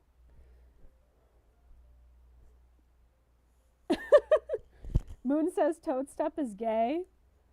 Toadstep isn't... Well, I mean, he could be. No, but he's not, though. He could be bi. Wait a second. Did Moon make a video on Toadstep? I haven't actually had my notifications on. Did she make a video on Toadstep?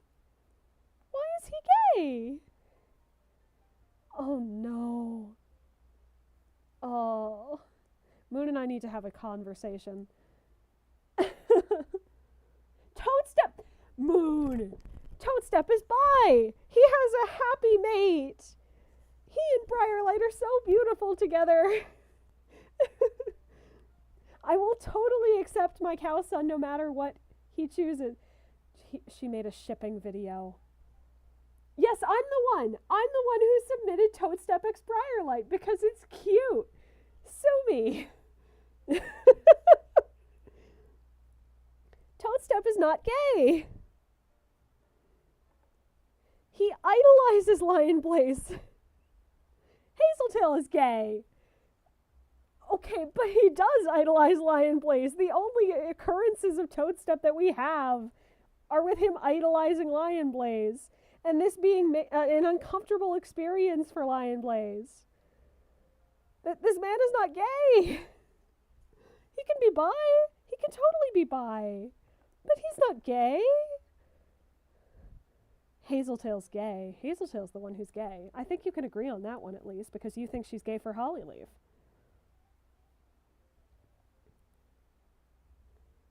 Oh, not with Lion Blaze, just in general? Well, what makes you think Toadstep is gay then?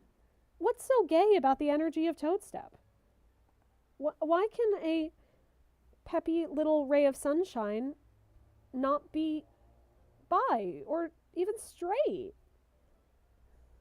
This is perfectly normal, good, best boy representation. That not every good man has to be gay. There can be some bad gay men occasionally. Put some gay men in the Dark Forest. Put some straight men in as, people who can actually care about their wives and not hate them or treat them badly. Also, because, Briarlight can't have any kids, so it's cute. That he loves her anyway. Yes, I did make that up. Now, why is he de facto queer? He doesn't have to be. There are so many queer cats. It doesn't have to be Toadstep. He can be bi. He doesn't have to be gay. But Darktail is nasty gay. The Dark Forest is 90% gay men. Yes, I agree. The other 5% is lesbian women. Sunnyfall tells you that some gay men can go to hell. They can be allowed to be in hell too. Tiger Star is totally straight.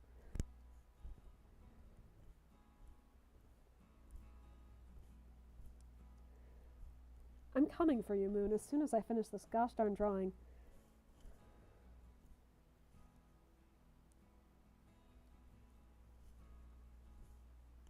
Perfect.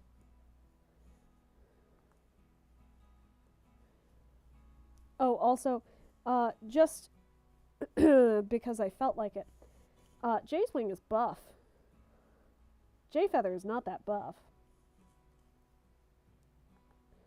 Not this buff, though. He is puffing out his chest a little, so it should look weird. Broken Star asexual? I can see that.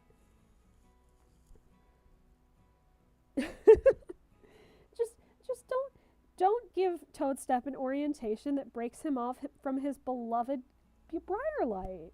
They're so beautiful. They're beautiful together.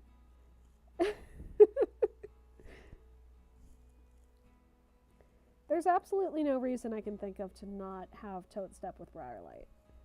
They're cute. They're adorable. They're two little rays of sunshine who make each other's lives brighter.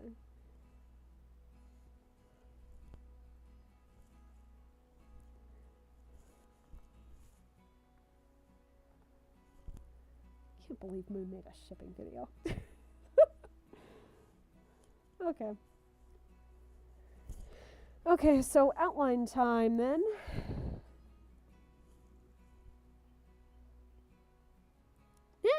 what I meant. That go away. Yes. Outline time. First of all, let's do a head outline. Jay Feather is confirmed to be small, so the experience of inhabiting the body of a buff man is like, did I just become Lion Blaze? Yes, that's exactly correct. Jay's wing is everything that Jay Feather is not. He's impulsive, he's strong, he's big and bulky, he doesn't know about herbs like at all. He's very, very not Jay Feather. Oh, also, he's straight. So very not like Jay Feather. Jay Feather, not straight. Like at all.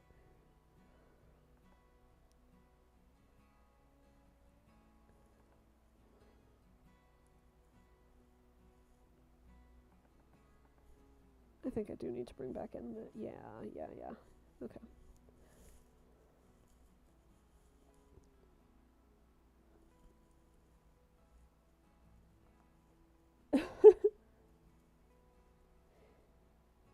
I mean, there are plenty of asexual people as well that are... Or asexual cats, sorry. Asexual cats who are not Broken Star. For example, Hollyleaf. Also Mousefur. Mousefur definitely asexual. Some would argue Longtail. I know several friends have made, like, flat-out lists of all the characters who are definitely queer in some fashion, and the flavor of queer which they are. I don't have this list immediate on hand, but it is a great list. And I think everyone should add more queer cats into the world, as long as you don't make Toadstep unable to be with Briarlight. Anyway. Moon is an asexual cat. Yes, that's correct. Sunny is an asexual cat. So many asexual cats to choose from.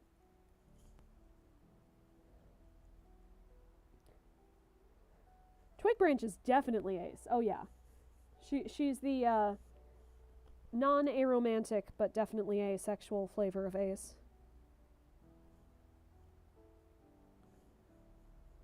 Yeah. Okay. And you have this sort of thing going on. And then you just flop on down to be this, and then this. Very similar to your sister, Dove's Feather.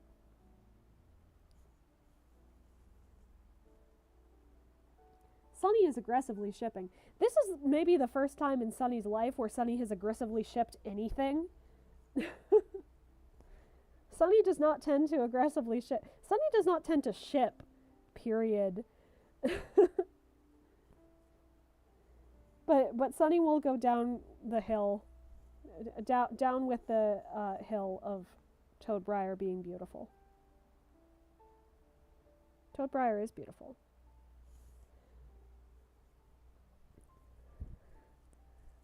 Lots of fast food. Hey, Moon, does Moon Clan, the house with lots of fast food, have any cats?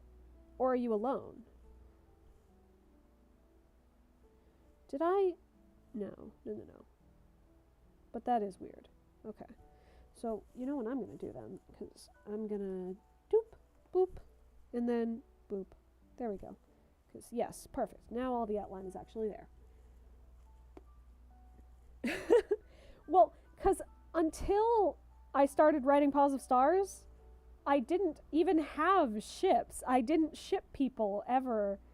I didn't make ships with characters, but writing Dovebriar, writing Toadbriar and writing Hazel Ice made me like them in ways that I did not previously.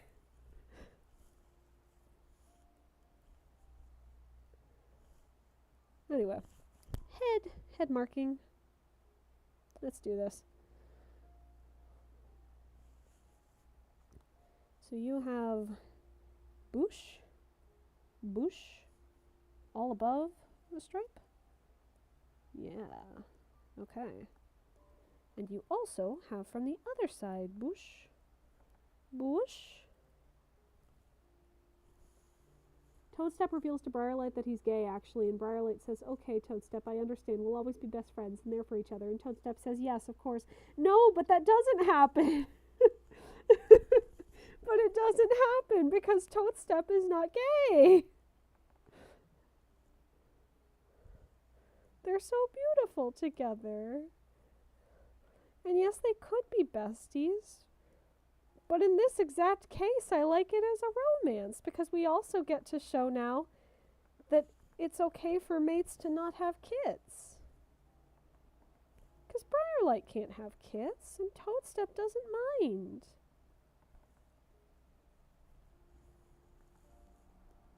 Dovebriar is also great. I have no reason to favor it one way or the other in canon, but it's something that you can absolutely go and run with in your own AUs. Toadstep can be a bisexual king. 1000%. I still don't know who for, because I think you're right in that he could have some gay energy, but I genuinely don't know who for, because the only cat he interacts with canonically is Lionblaze, and that's not a gay thing. That's an idolization thing that Lionblaze finds uncomfortable. This man definitely needs different type of support.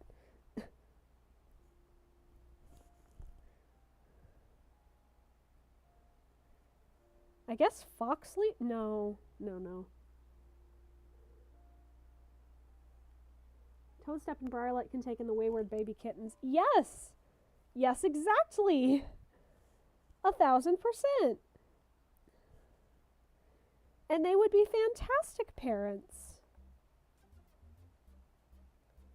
Think of how beautiful they could be.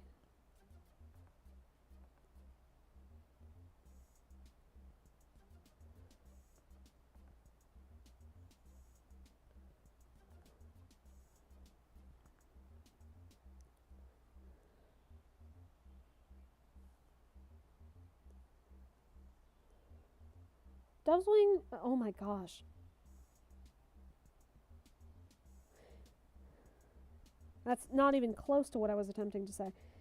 Briarlight and Toadstep would be fantastic adoptive parents to any wayward kittens who happen to wander into the clan. As if that's a thing that happens regularly. But I would love them. You know what? I think you're right. If Toadstep were to have a male crush, it would be a cat from another clan. Yeah. Well, that's the thing. I didn't think about Toadstep and Briarlight as a pair either. It completely came out of the blue to me when I was just thinking about mate pairings that I could use to replace Blossomfall and Thornclaw, who I knew would not be getting together in this iteration. And it worked. What can I say? It worked. And I just went with it, and I said, yeah, I could probably make this work. And then I started writing them, and I liked it.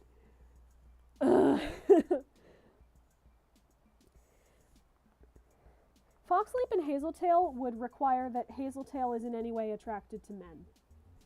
But unfortunately, she is such a lesbian. She is a very, very, very lesbian. Other than that, I like it.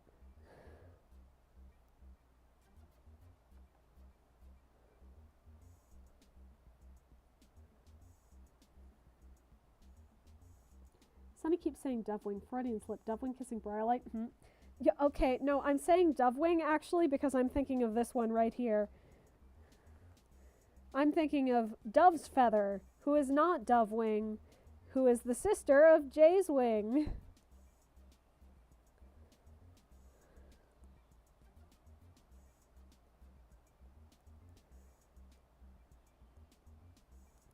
But Dovewing can kiss Briarlight. In a different universe, totally. Dovewing can kiss Briarlight. She can do whatever she wants. It's cute.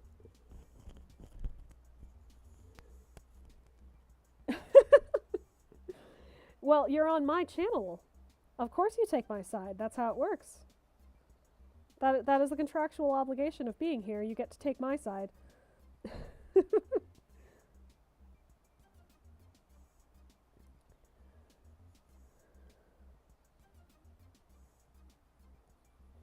Oh, yes.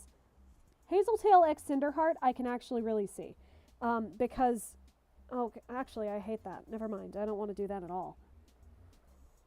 Yeah, I'm just going to stick with that. He has another nose marking anyway. But basic point, Hazeltail X Cinderheart I can totally see, because once Hollyleaf leaves them both, they could absolutely 100% start to confide in each other more. That could totally have happened if it wasn't for a different lady coming into Hazeltail's life.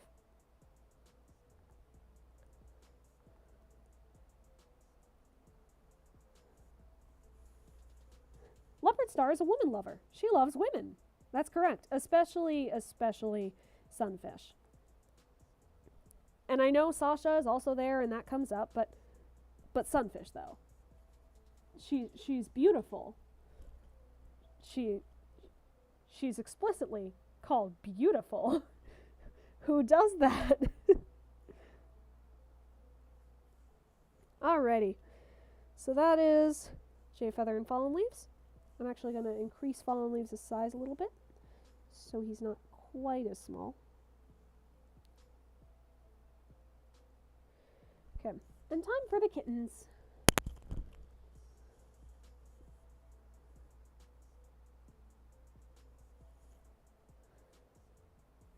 Well, that's the thing. She can't say Sunfish what's up after Sasha dies. Because, you see, not after Sasha dies, after Sasha leaves. Because at that point, Sunfish is dead. Like, she's dead already.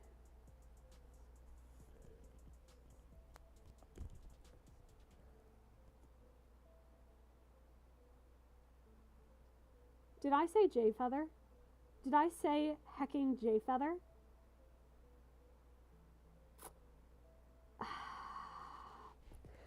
If I said Jay Feather, I deeply apologize. Again. Okay, well... It's time for one of these cats. This one, oh shoot. This one is Lion's Roar, who is not Lion Blaze. Oh yeah, the RiverClan supers generally are just better. I wonder if I can make my job easier by just drawing a cat form and then copying it, but then changing the colors. Well, no, because they have different markings and body proportions, and I can't do that. But I want to do that.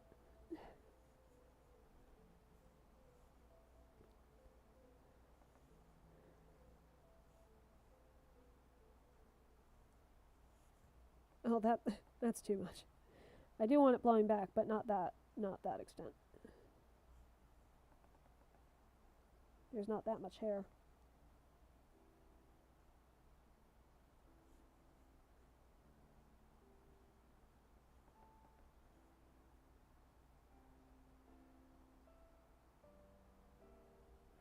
Yeah. Okay.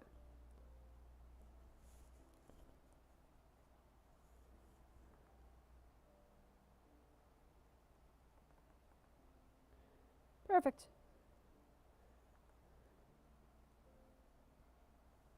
But let's downsize those ears just a tad. Beautiful. Lion's Roar is in progress. Fireheart can have dream dates with Spotted Leaf. Leopard Star can have dream dates with Sunfish. Yes, that's correct. 1000%. And yes, over here I have adult Lion's Roar pictured, but the goal with all three of the three adjacent people is that none of them resemble their namesakes at all.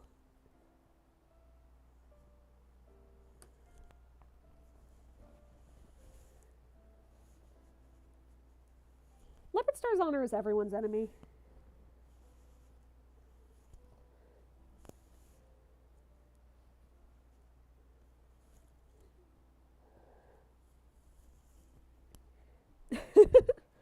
The improvement of talking about gay cat implementation is immeasurable. Everyone's lives can be improved by discussing how many gay cats we can fit into a story. Speaking of, how many gay cats do you think is the maximum amount you can fit into a story? What is the maximum gayness?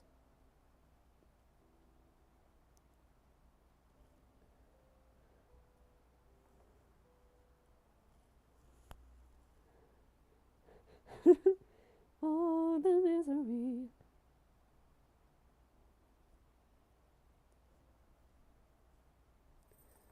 Not that big. You have kitten legs.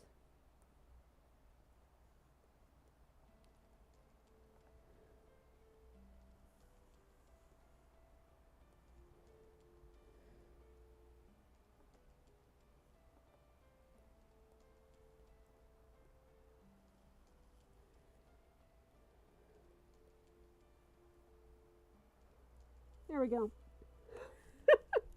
But Toadstep is not gay. He's not, really. He can be bi. Totally make him bi. But he's not gay. He's not gay.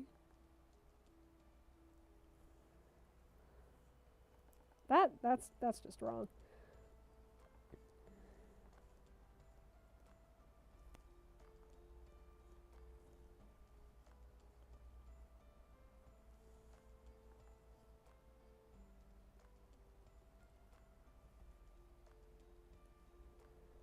Okay.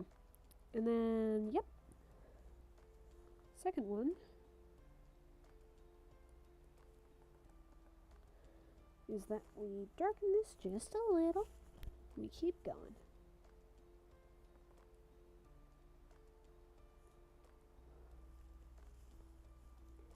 Toadstep respects women. That's why he should get a woman. Because at some point in our warriors' lives, we need to have a man who actually respects the wife he is with. And it should be Toadstep.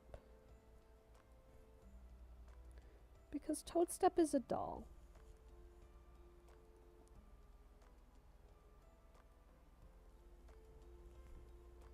Raised by a single mentored by a Tom who loves his wife, he definitely respects women. 1000%. Yeah. This is a respects women man. This is a respects everyone man. He's just a good, respectful, lovely little boy. We can love Toadstep.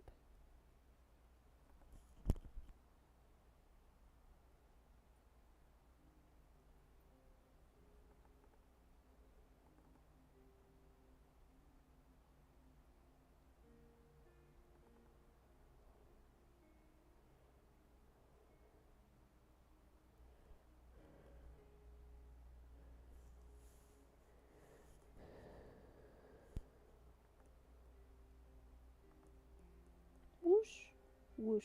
Okay.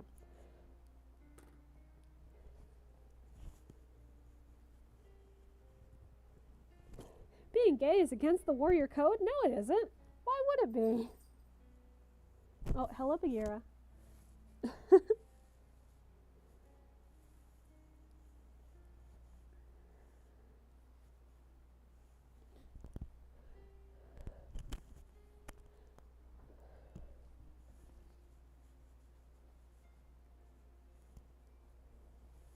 Crowfeather, Ashfur, Spiderleg. Toadstep X Berry. Really? Okay, first of all, they're brothers.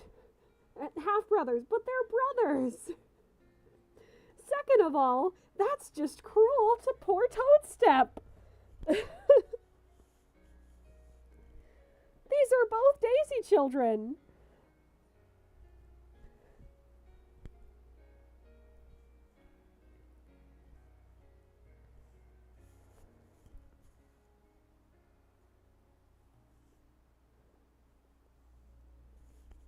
Wait, shoot, you forgot. Yeah, yes, you did. And you know what? It's extremely easy because none of them ever interact, and I totally forgive that. But under no circumstances is Toadstep in the room with Berry Nose. It's not happening. Nope. Okay.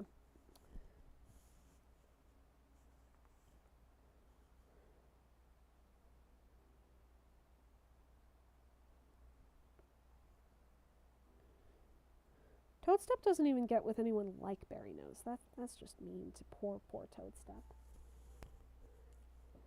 Thank you, Hollyleaf with lipstick. Oh yeah. The better Toadstep mate is Briarlight. Exactly.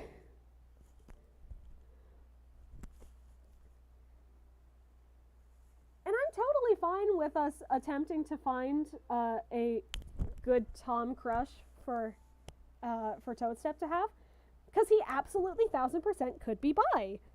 He's just not gay.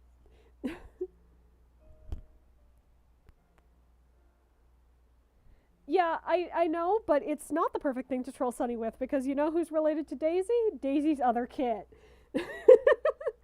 Toadstep-esque Whisker Nose! Oh. Oh, that could actually work. I'm actually happy with that. Not Toadstep X Bumblestripe, don't you flippin' dare. No. No. Don't stick poor little Toadstep with beautiful baby.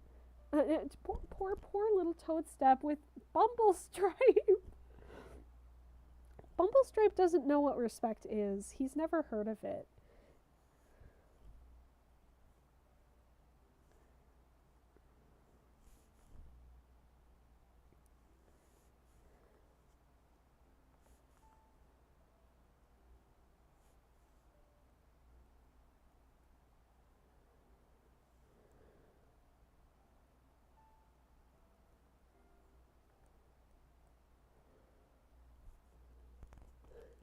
Toadstep X Ice Cloud?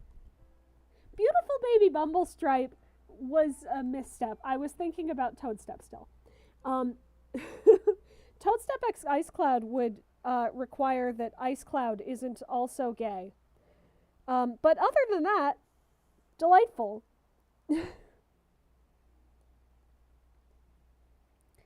Except there's the problem that, Ice Cloud is extremely gay.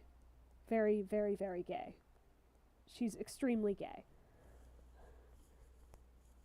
Also, Ice Cloud is Toadstep's aunt. That's very true. Tell us about Whisker Nose. Oh, well, Whisker Nose, first of all, he's gay. But second of all, he's a delightful little baby boy in Wind Clan. And yes, well, Ice Cloud wasn't going to be with Toadstep anyway, so. But Ice Cloud is very gay, and also is Toadstep's aunt. And it's going to be fine. Yeah. Because, yeah.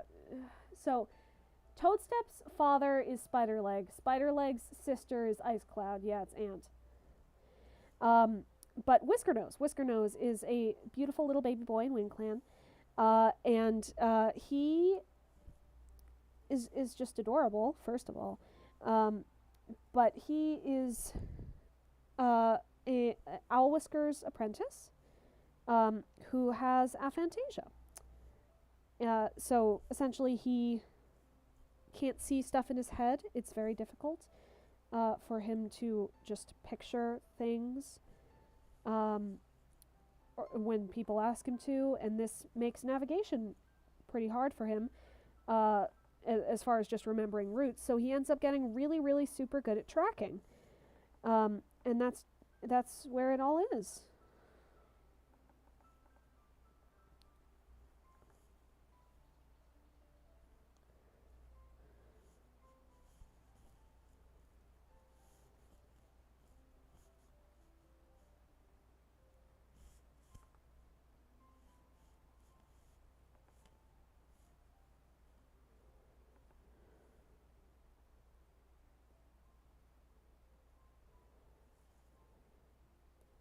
Here we go. Stripe. No, I just need to stripe down his back as well.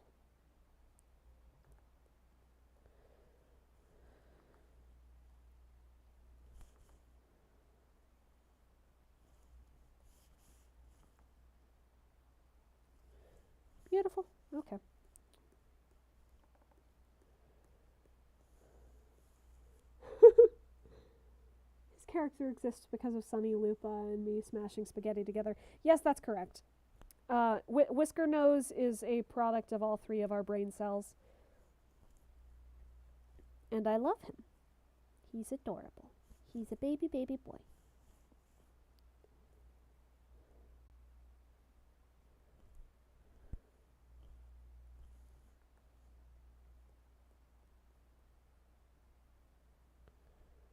Alrighty. So that... Whoop. Nope. That should be a lion's roar. And I'm literally just going to copy this entire thing over as a way of beginning his brother within my story. I don't think they were brothers originally. But this is Lapping Wave. Let's bring that up because Lapping Wave needs to be over here.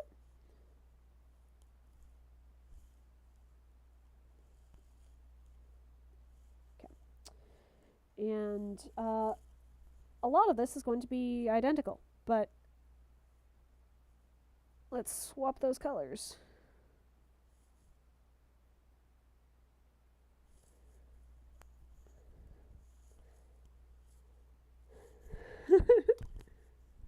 How do you manage to make me like characters whose names I've ever heard? It's very simple.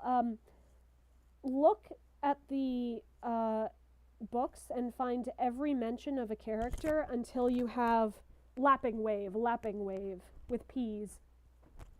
Look at every mention of a character, find everything there is to know about them and every opinion they have expressed. From this, guess what might be behind it, build up some extra fluff to explain the rest of who they are, and fill them out as a person, and then share it with the world and watch as people even add to your characterizations. It's fun.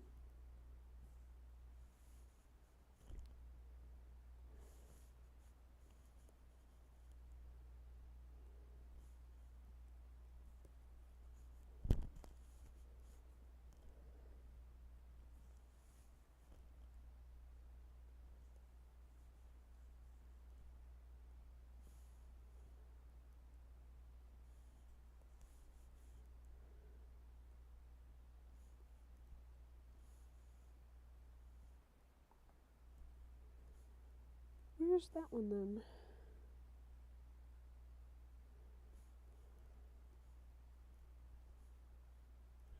Ah, okay. Gotcha. So this is that, but this is that. Yeah, okay. Got it. Darken a little bit, and that can make this. Yeah. And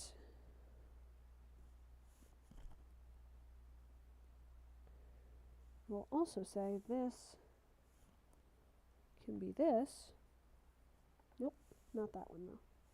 This. There we go. A little more. Yeah, perfect. Okay. And also, we need to straighten that in the first place because it's not actually what they look like.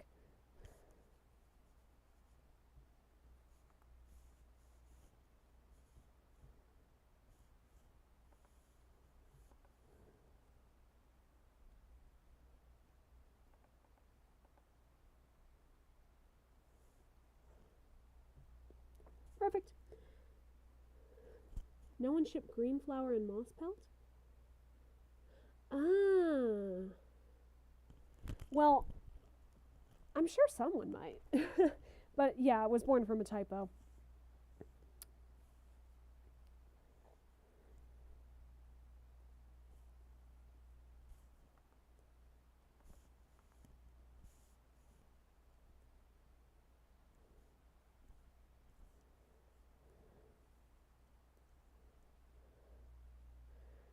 Alrighty. So that was definitely 1000% the quickest of them. Now I just need to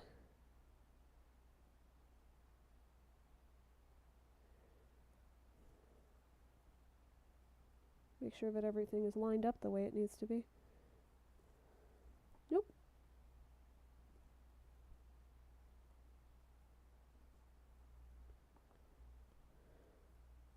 Perfect. Okay.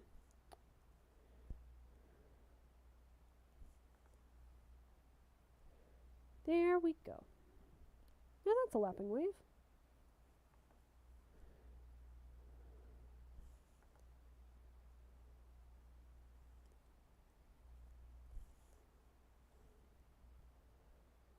Alrighty. And that should be, whoop, should be all of the cats in this background, but there's plenty of other stuff that needs to go here. Let's do it. Oh, what do I start with though? There's so much. Okay.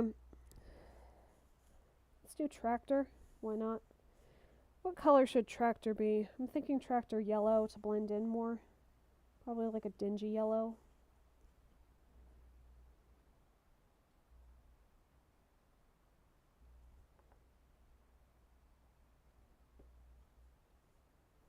I'm probably going to use much more straight lines here than I would otherwise.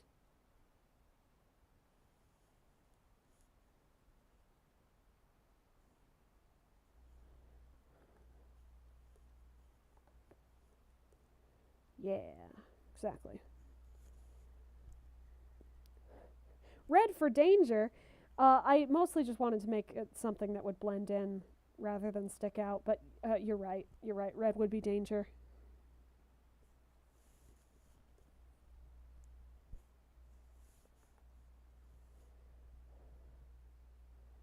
Tractor is my favorite Warrior Cats villain. Alright. So now this part. And the front wheel is very slightly smaller.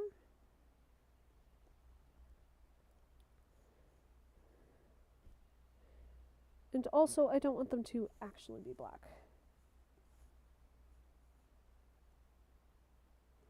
Yeah, that's right.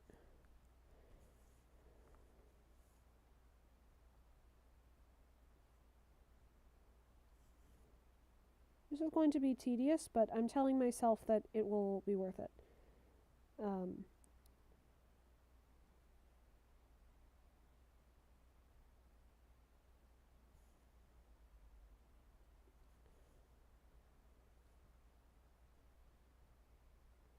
Because it looks much more like a tire now. Yeah.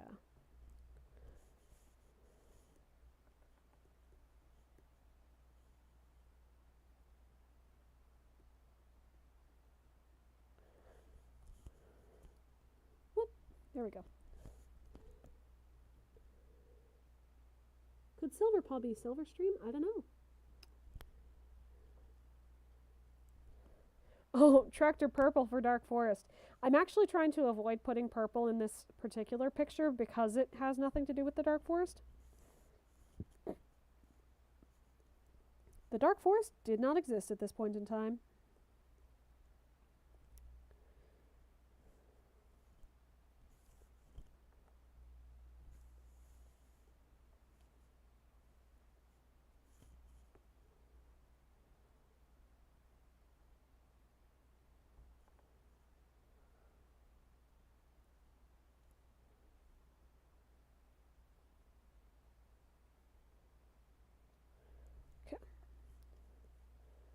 Fill these in. Oh, let's do this. Whoosh. Tractor. Okay. Now, selection from layer. Create selection. Delete the tractor so that stuff can be seen behind it. And then within these, I'm going to make very light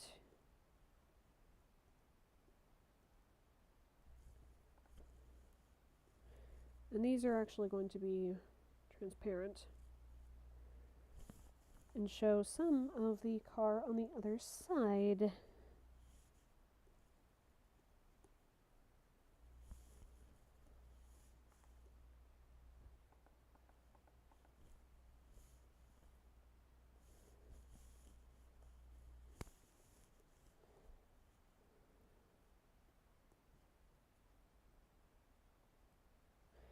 Wait a second, did I just make the entire tractor? Oh, right, okay. So I need to do this.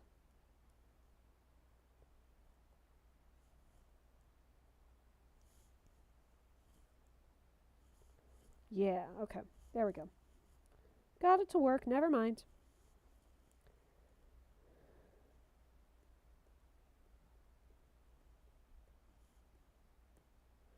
There we go.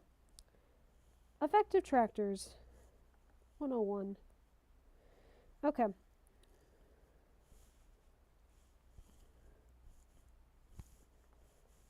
Let's try and make some of this crane stuff now. And a little bit less obtrusive.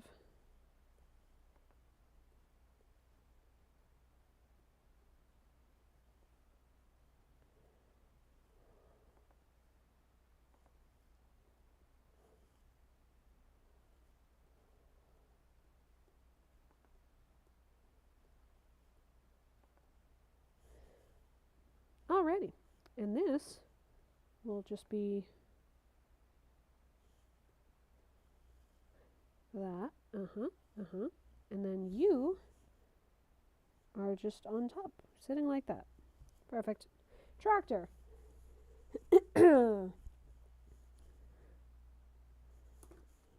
Tractor. Okay. Now let's do anything else.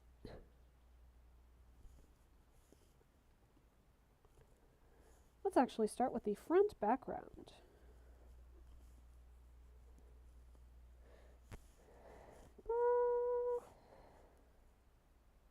Let's choose one of these. Yeah. Okay. Because this is going to be kind of a dead green.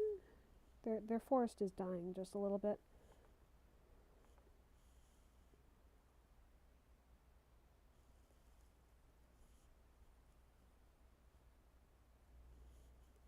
And I'm going to switch up what exactly that green looks like.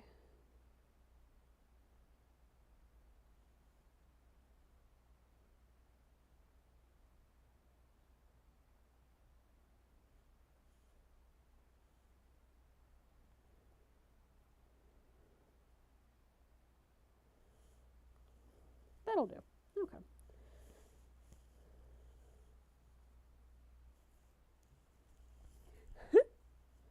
It is all right. The tractor cannot hear you anymore. It has been pushed off to the side. And it will only return when I need to draw the dirt. But I don't need to yet, so we're okay.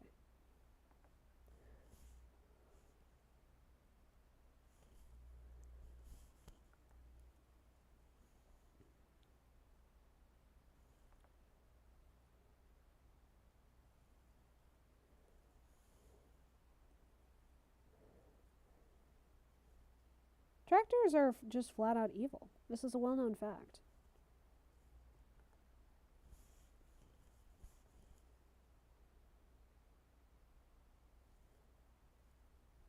Greatest danger to our society is tractors.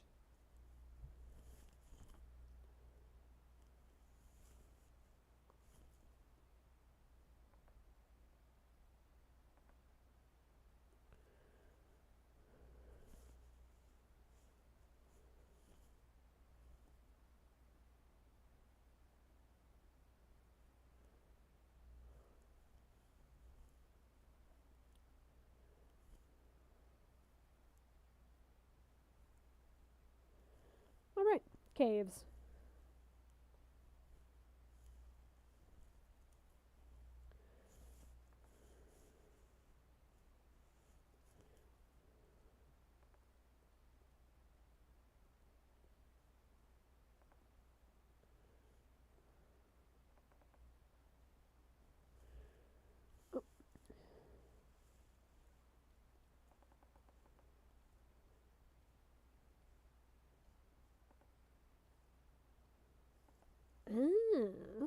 know I see what I was doing.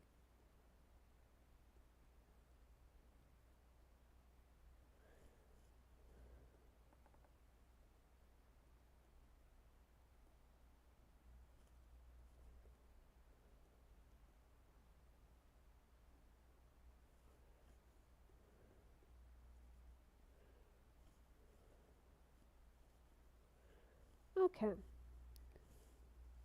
Yeah. No, that's fine. Is this a 21st century tractor or a ye-old tractor? Oh.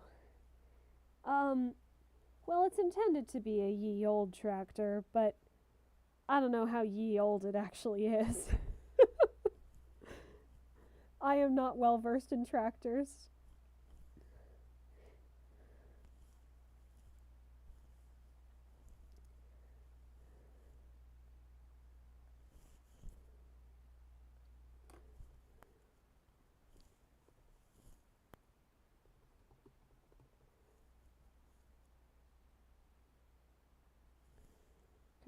Now, there's a few things that I need to put up here, actually. Like, additional layer of grass.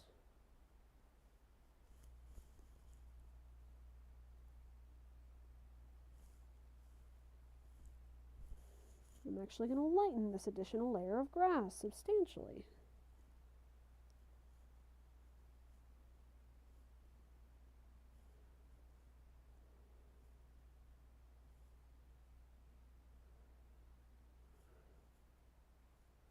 There we go.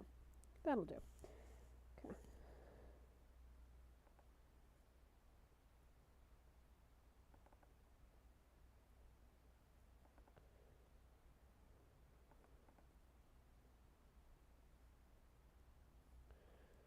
But also, here is our first bush.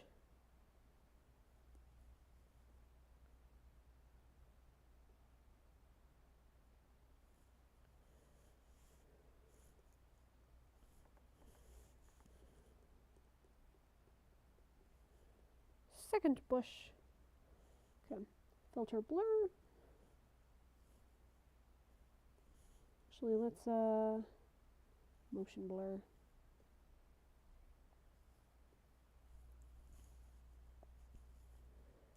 Yeah. Okay.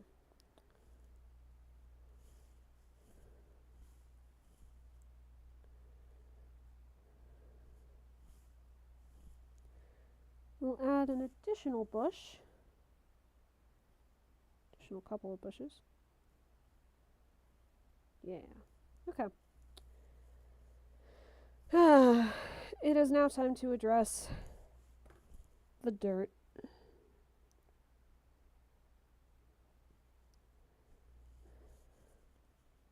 Beckle here. Counted every kit to ever die. It's like 52. Oh boy. Oh. But I don't want this one to be red. It won't blend in as well. I might just have to have a knowingly inaccurate tractor.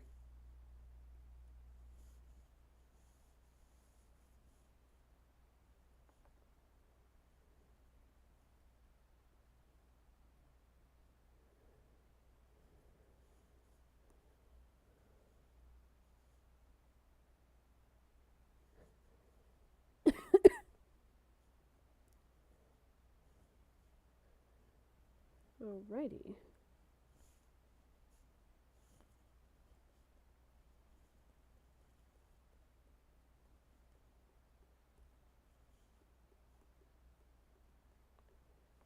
Yeah, don't like that one, but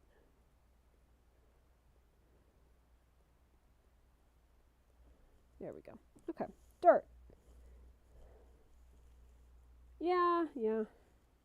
We honestly don't know that they live in our world. There's no real way to tell.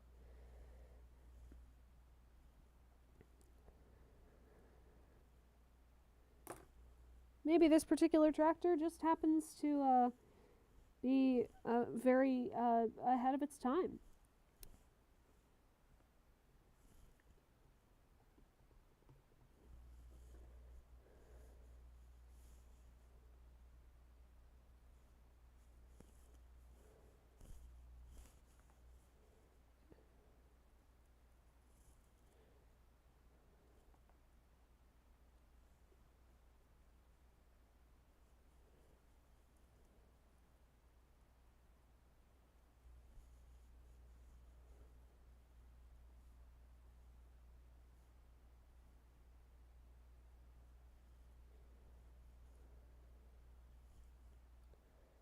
Okay.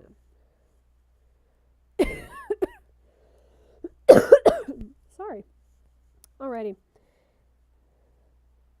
So this, but much lighter, can be our bushes over here.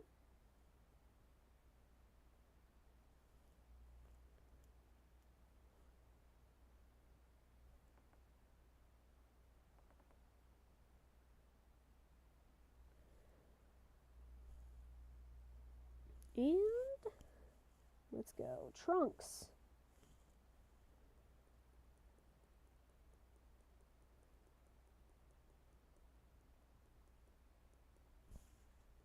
A couple darker trunks to spruce it up. Get it, spruce it up.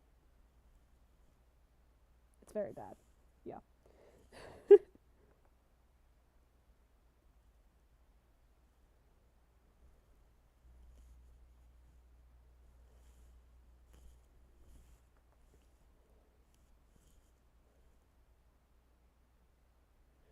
All right.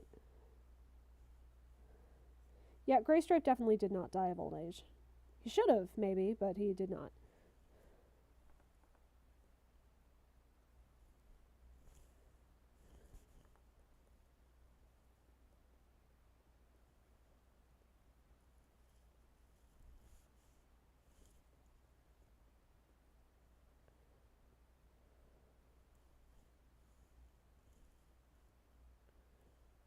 All right.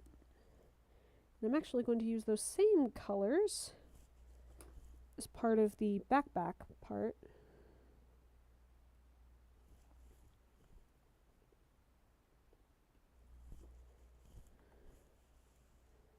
Because this will be delightful. Yeah. And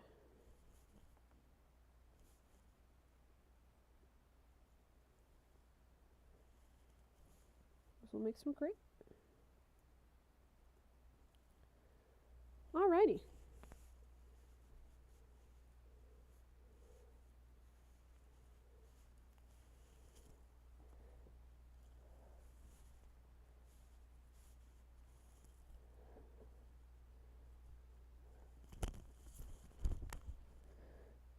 And now the lake.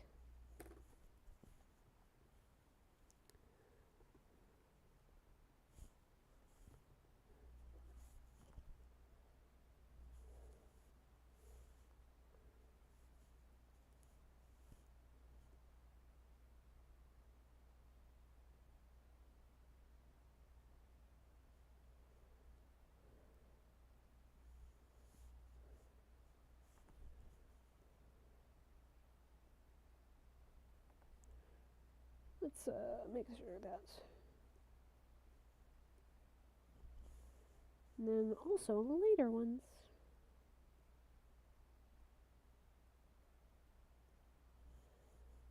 And all of this can be blurred.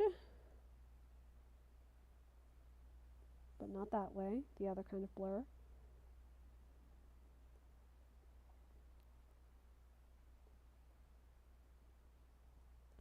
Yeah, and then we can just, there we go, perfect.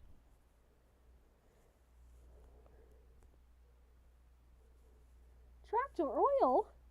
Oh, I don't have tractor oil.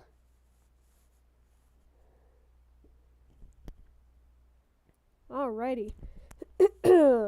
Let's see. I think all we need now is the sky, the clouds, and the birds.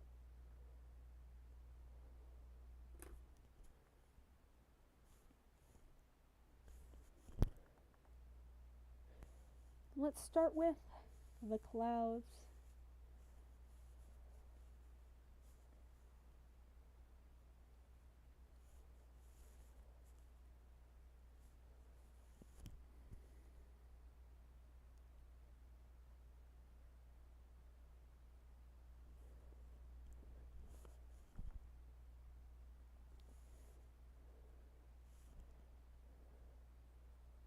The closer you get to the bottom, the less noticeably dark they are. Yeah. This one will just get a little bit of bubler.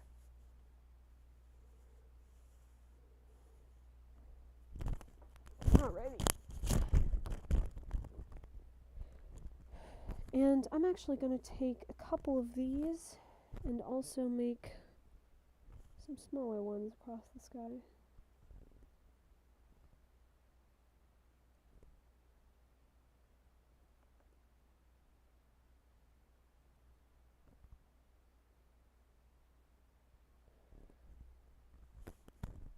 And above all this, and because they're so far away, I'm doing the traditional, this is what a bird looks like.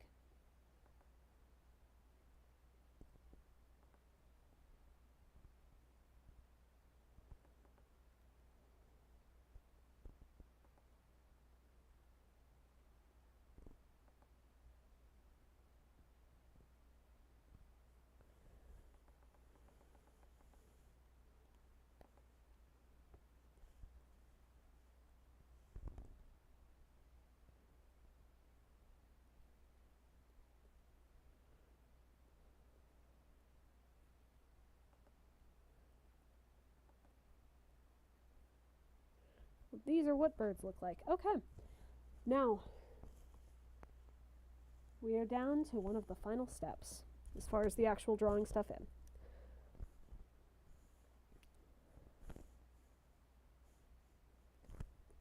Boop, boop. Okay, now let's see how I want to do this.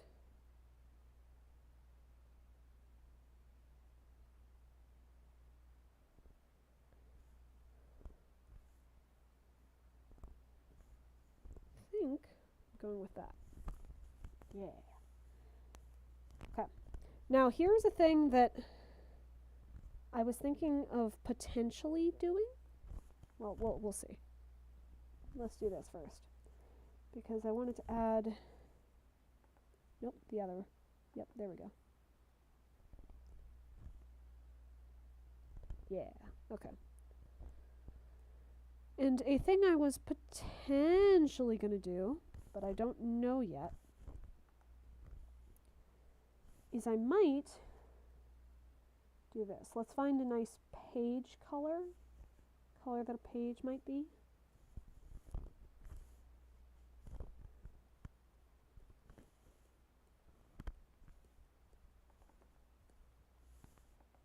Not that, though.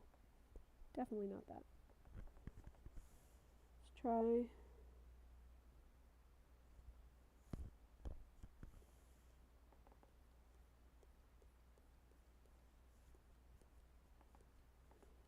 Yeah.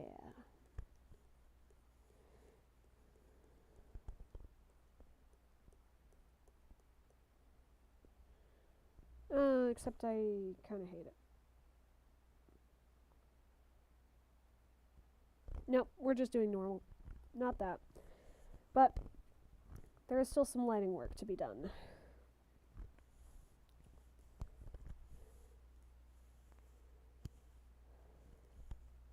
Because first of all, this whole thing needs to be, what was my color scheme here? Light blue and gold. Okay. Let's do it then. Light blue. We'll titch with just a little bit of darker blue on the edges, and we're going to do straight gold in the center.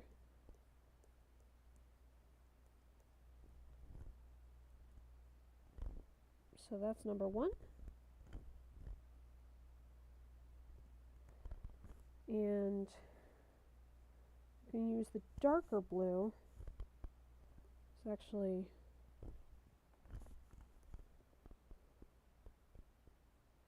an accent, especially around you, because you are ruining the world.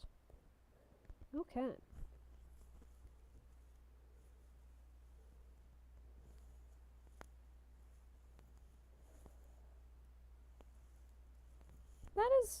That is acceptable. I like this. The one thing I want to do before I call this in any way finalized is compare to Rising Tides. Yeah, okay. Significantly less saturated, which is what I was looking for. It's also darker, which is what I was looking for.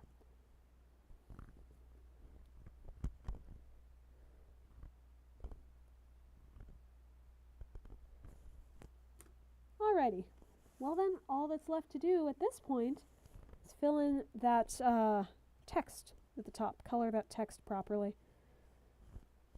So first of all, I want to pick a better blue for this.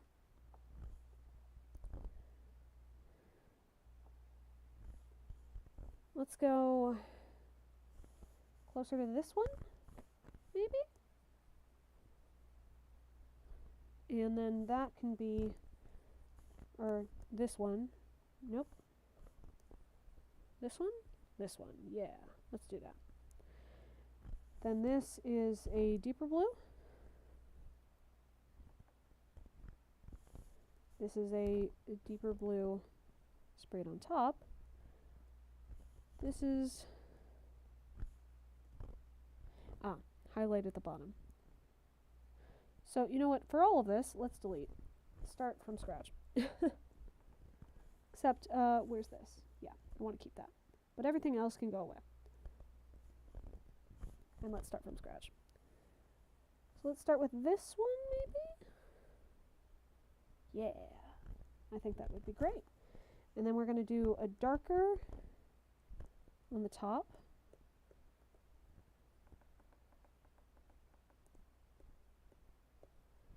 Lighter on the bottom. Very white stripe through the center. And that'll be good. Now, title for Paws of Stars and Sunnyfall has to be the same thing. And for this one, I really wanted to make it gold if I can do that. If it doesn't look awful. Yeah, no, that's fine. I like that. That's good. Let's make it maybe a richer gold, though.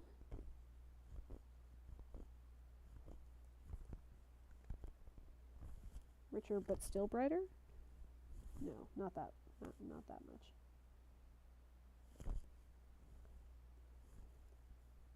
There we go. No, I'm happy with that. That's fine. And then finally, our book title, Founder's Pact. I was going to make this, potentially,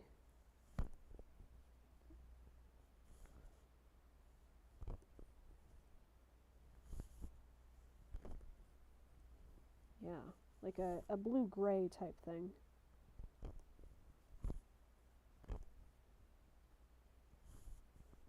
Yeah. I am relatively happy with that. Gold, blue, and green. Exactly what I was thinking. I should say, with all of these covers, prior to even sketching them out, I had scenes that I wanted to include, characters that I wanted to be on each of them, and general color schemes to go with for the whole thing. So this one was very much going to be light blue and gold with some grays, and green would come but more desaturated from the background. So yeah, I would say, personally, I am happy with that, actually. I'm really, really happy with that. I'll definitely be looking over this and seeing if there's anything else that I think needs changing before I post it, but it will soon be up on Twitter and also on the Archive of Our Own sheet is the first chapter. But I will see you probably in a few weeks for the Fading Light one. Thank you for coming with me today. Thank you for chatting this whole time. Oh, what breed is Sunnyfall?